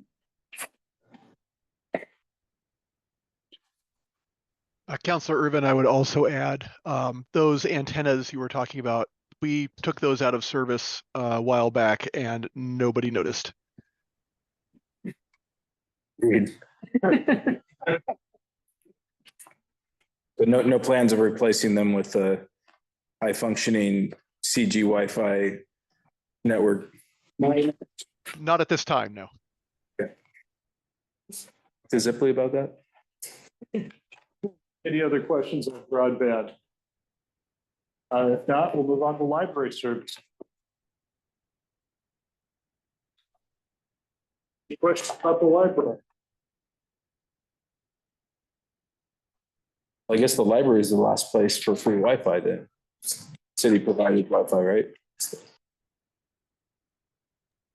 Or City Hall. City Hall. Any questions on the library? Does seem like a big number. $500,000 for a library. And $90,000 for the head librarian.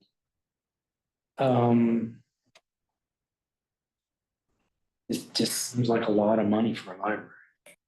And maybe I'm not sort of understanding what costs are these days. But you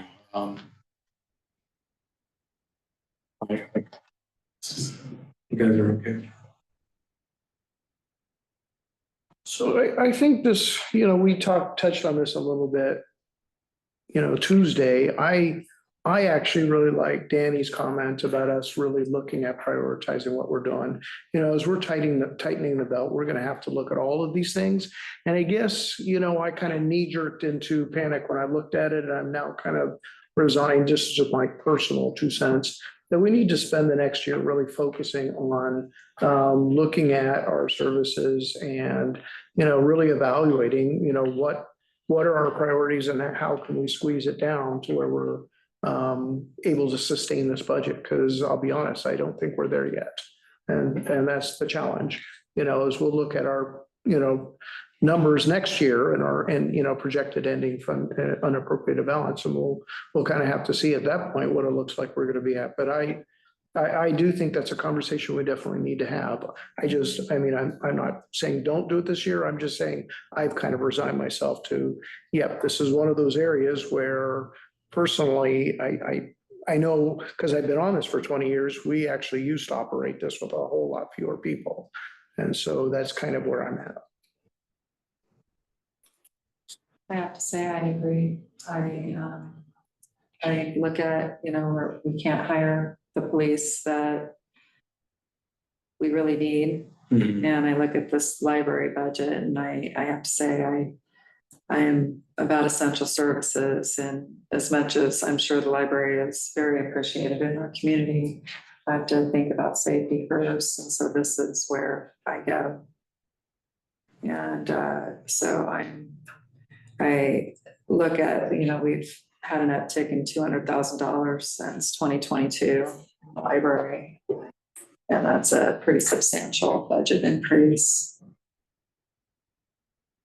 Well, if I may, that budget increase, that's because during COVID, we completely shut it down. And I will say, with looking forward into our Saturday all-day marathon of homelessness work session and seeing this budget and knowing there's not, I don't know what's coming down from the state to address homelessness, the library and the community center are the front lines to help people move out of homelessness, have access to computers. There are small businesses, people who work from home, but they work from the library. I worked from the library. There's different programming there that's for all ages. It's air conditioned. I think it's a huge asset that you get for $500,000.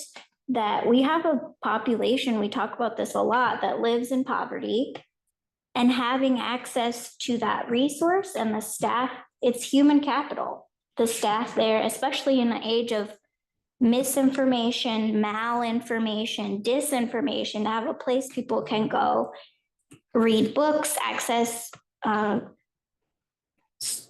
peer-reviewed information, and also have a good time in an air-conditioned environment, I would say is worth a lot more than what we put into it.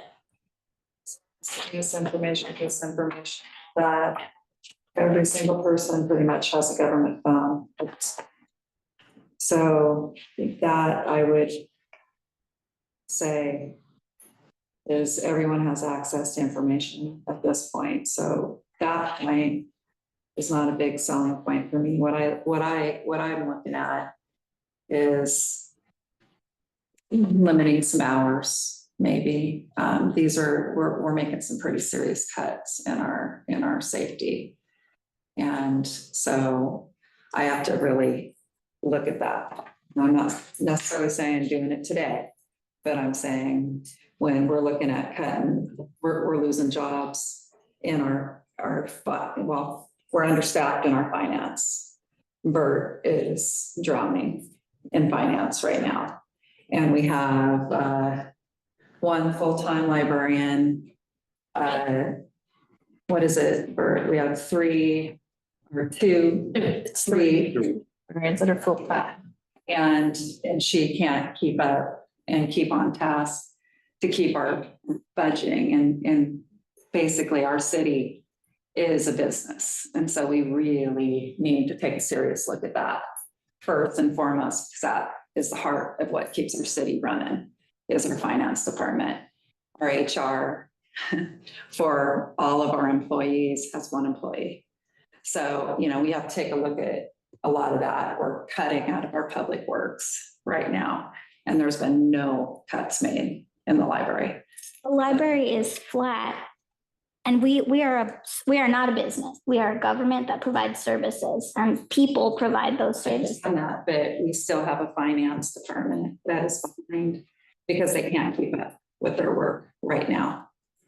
I hear that. I'm not interested in pitting one department against another. I mean, when you're making cuts, you have to do that.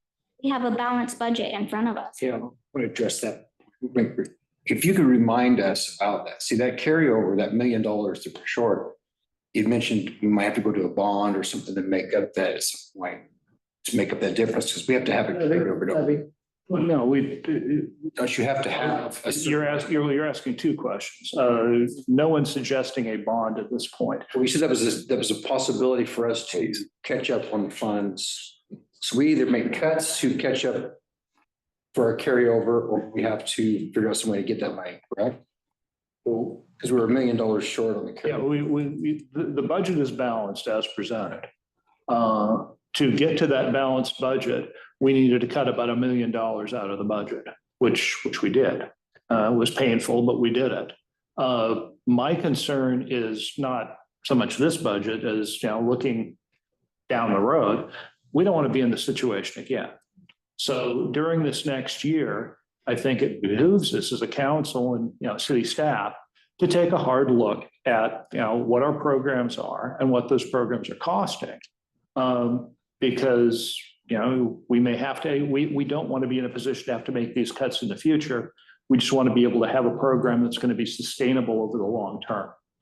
And I think that's what I'm hearing from people. And I don't want to put words in folks' mouths, but I think that's what I'm hearing from council members and from board members. I misunderstood that, but we needed to still try to catch up at some point. One of the things that we have talked about is, I don't really want to make a bunch of proposals until, while we're still looking at the street bonds and perhaps going to the voters for the streets. But after we've gotten through that process, we are going to be having a city council retreat after the first of the year. And one of the things that we're going to talk with the city council about as a staff is long-term stable finances. What can we do and what changes can we? There's a couple potential tools in our toolbox. Different cities use different things. We could go for some sort of an operations bond for, say, the police department. We could look at police or fire service fees, as a lot of cities have. Those options are out there. But, let's kind of get through. We've got enough on our plate financially between now and the end of the year talking about streets. But once we're past that, yeah, we need to talk about these other options. And, my approach has always been there are no bad ideas. We throw everything on the table and then we talk about it. And maybe sift through it and come up with what we think is the best idea for Cottage Grove. But again, the byword is sustainable. We want to create a long-term sustainable financial model that works for the city. Okay. Well, two things were coming to mind, and I don't know if these apply to cities, but there's a lot of incentives. Well, yeah, because cities aren't paying taxes and some of it's tax, but to do like energy supplement, solar roof stuff. I think one of the grants was to get maybe solar up on the community center. I don't think Faye knows this way better than I do. We can't really do the roof, but we can do other structure. Yeah, but to supplement, because just little things over time. I see a lot of electricity in here, and I hear those rates are going up and up and up, another 17% or whatever. My other question, I think when I look at this, and we have looked at the previous ones, there's grant receiving placeholders, and it's my understanding that libraries can, or there are many grants that can be received. Certainly, I thought, well, 25,000 for books a year, not counting periodicals. Is that placeholder for a lot of grants, or are the staff, seeking out grants? So those are my two.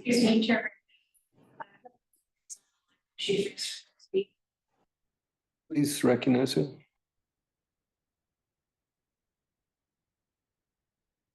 Hi, I am Natasha Trito. I am the head librarian for the city.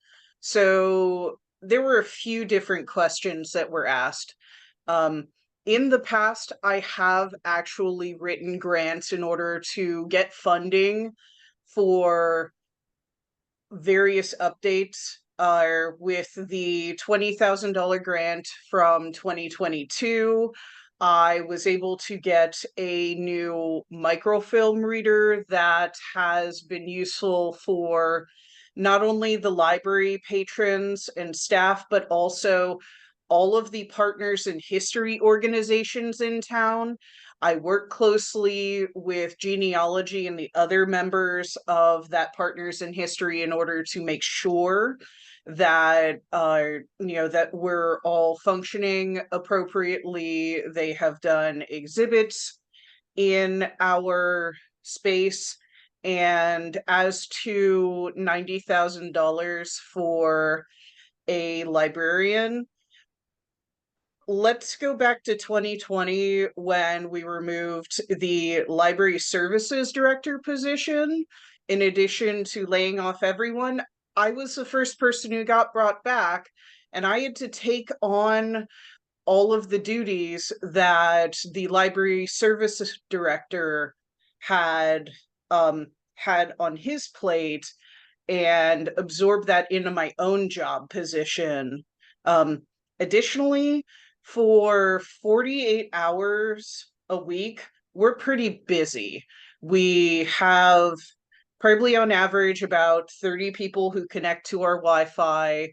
We check out on average, our average patron checks out 28 books a year.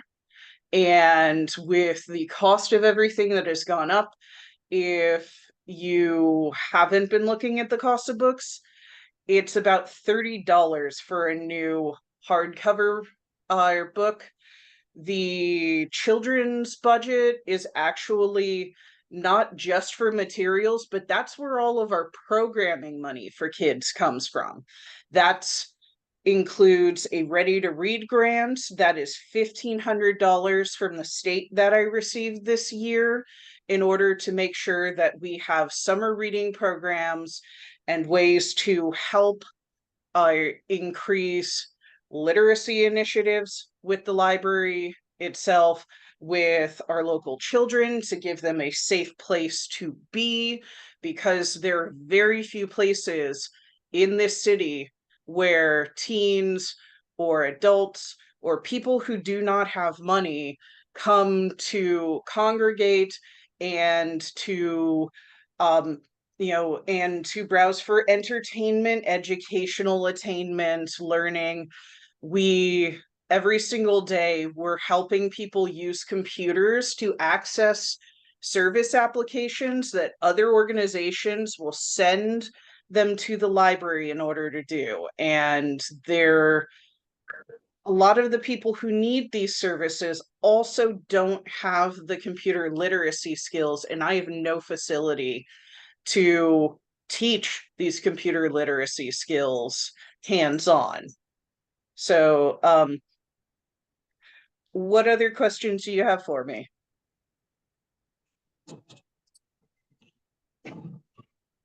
Councilor Irvin, I would share too, Natasha is also working on writing grants for access improvements to the building. She's looking at a grant to help power operate our doors into our restrooms to facilitate challenged individuals getting in and out. Some fire door locking mechanisms that'll assist. The fire marshal keeps reminding us those are fire doors and they need to be shut unless they can actually be automatically released. So we're trying to address that. I'd also share that we've partnered with Lane County, cautiously optimistic that we'll receive the resources for upgrading that facility to a resiliency center. One of the main pieces that I'm excited about is there's 18 HVAC units on that facility, and virtually every one of them are 1990 models. So there could be a substantial energy and efficiency improvement if we had the resources to replace those. That's about a $350,000 to $400,000 price tag. 2 years ago, we put a brand new roof on that facility. We received about $50,000 grant from Energy Trust to double the roof insulation in that facility, which made the building more energy efficient. So we are looking, short answer is we are working to improve the building using grants and reduce the overall operating costs of that facility. I was partly asking to how much of this, 494 some odd are grant placeholders. And that was really one of my questions with the community services. And there was a lot to read there. But a lot of it was garnering donations, garnering.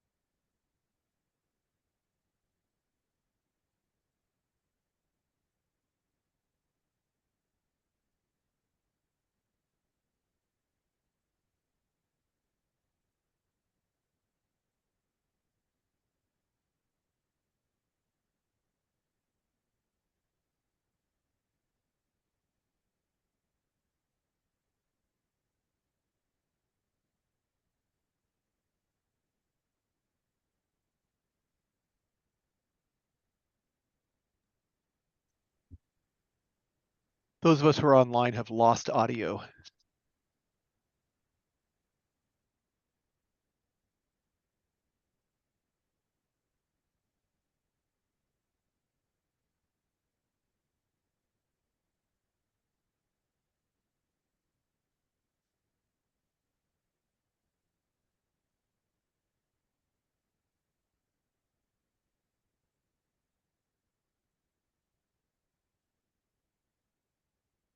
Ask every council member.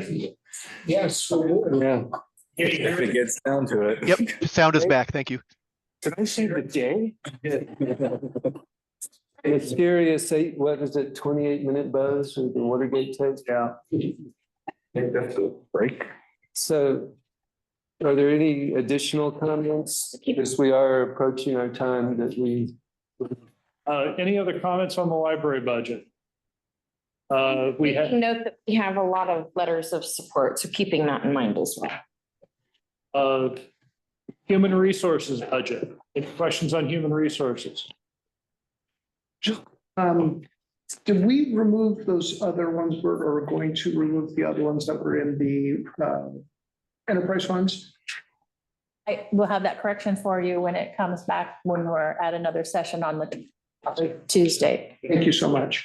I had one quick question. It looks like this is a totally net new. Was there an expense for HR associated to some other budget previously? HR used to be part of finance as an HR payroll specialist.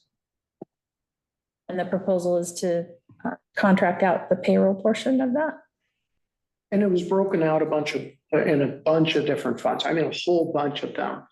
And so they've actually pulled it all here, and I found a few that were still in the enterprise funds. That's what I was asking about. Okay, because I can't tell if there's a net increase for the services provided or wash.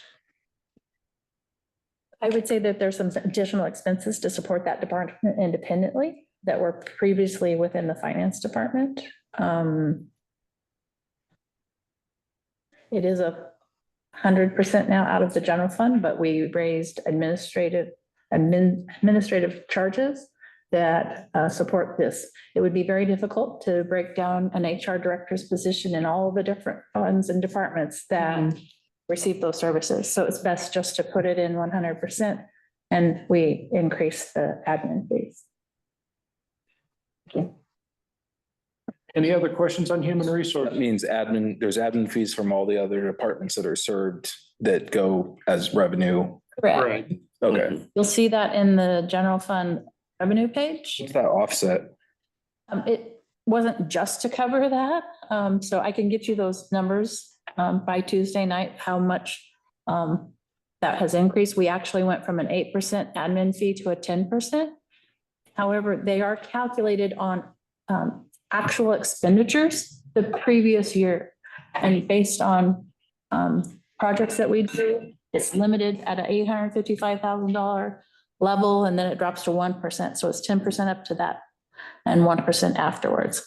And it all depends on what projects we get done this year, but it will drive those admin fees next year. Any other questions? Internal support department.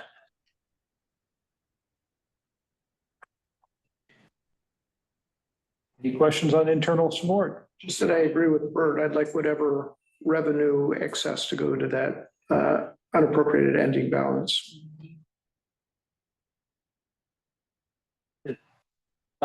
Any other questions on the general fund in general?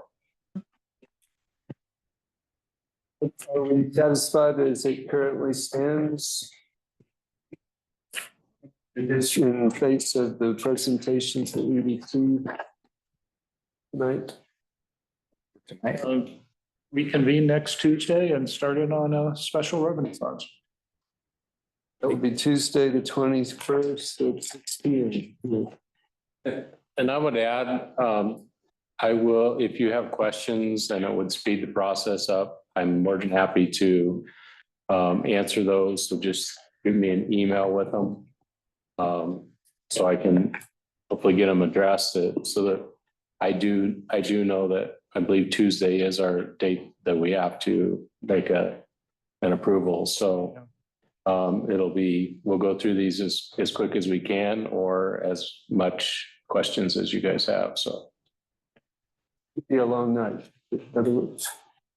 Just quickly share, I don't know if we've ever had, I don't know, for lack of a better term, an efficiency consultant come in and look at all of our enterprise funds and see, if there's some things that we could have. I really feel like we owe our ratepayers, that we should be doing our due diligence to make sure that we're doing things as efficiently as possible. And I just wonder if there's a study that we can maybe see to do that. There's also a lot of education involved too, because people like to grouse, but they don't really understand that we have, aging pipes and the cost for addressing the regulations and everything. I'm not suggesting our capital improvement plan or any of that. I think it's always. I would share, Mike, that we are trying really hard to gain efficiencies. So up until this last year, when we had our superintendent for the wastewater plant retire early due to health reasons. Now we have a superintendent that's going to be over both facilities, and he's able to purchase chemicals for each plant at the same time, which is a cost savings. We're moved to bulk chemicals. And, we have an energy trust come in and look at our potential energy savings for upgrading pumps and various different things. I would share that we are doing that at the present time. And please understand, this has nothing to do with you guys and what you're doing. This has more to do with the fact that our bill is proposed to go up. I mean, mine right now is $115 or $120 a month, and it's proposed to go up another $8 a month. And my agency is about to cut all water assistance completely, theoretically, and my board hasn't given me direction yet. But I'm just really worried about the people that no longer can afford their water bill. Well, and I would push back respectfully and say that it's really hard when you have one person that treats your biosolids and he sends you a 20% increase midstream in the year. I don't have any choice but to pay it, Mike. I don't have any other options. That's why we're looking at doing a solids dryer. Our electricity is going up 12%, just like yours is at home. I can't eat that, and I don't know how we can efficiently do it any less than what it costs to do it today. And DEQ is adding mercury requirements on, additional testing. I'd love to spend time with you and share with you all these exactly challenges. the sort of thing I'm talking about. Would comment be at a conference on Tuesday, so don't let anybody sit here and unplug us or we won't be able to hear what's going on. You going to designate that job to somebody else? Yeah. You don't want to hear you talk about us, then you can unplug. I'd like to say thank you for getting all of these in 2 days' time and all the staff that scrambled to try to get us information to get updated. Never been part of a budget process that care for what we are learning to make good decisions has been given. So I really want to share appreciation for that to everyone involved. And Bert and Mindy both just answered emails and everything, so thank you. He's another one that does two people's jobs. Agree. Two. Right. We are in recess. I wrote it down to you.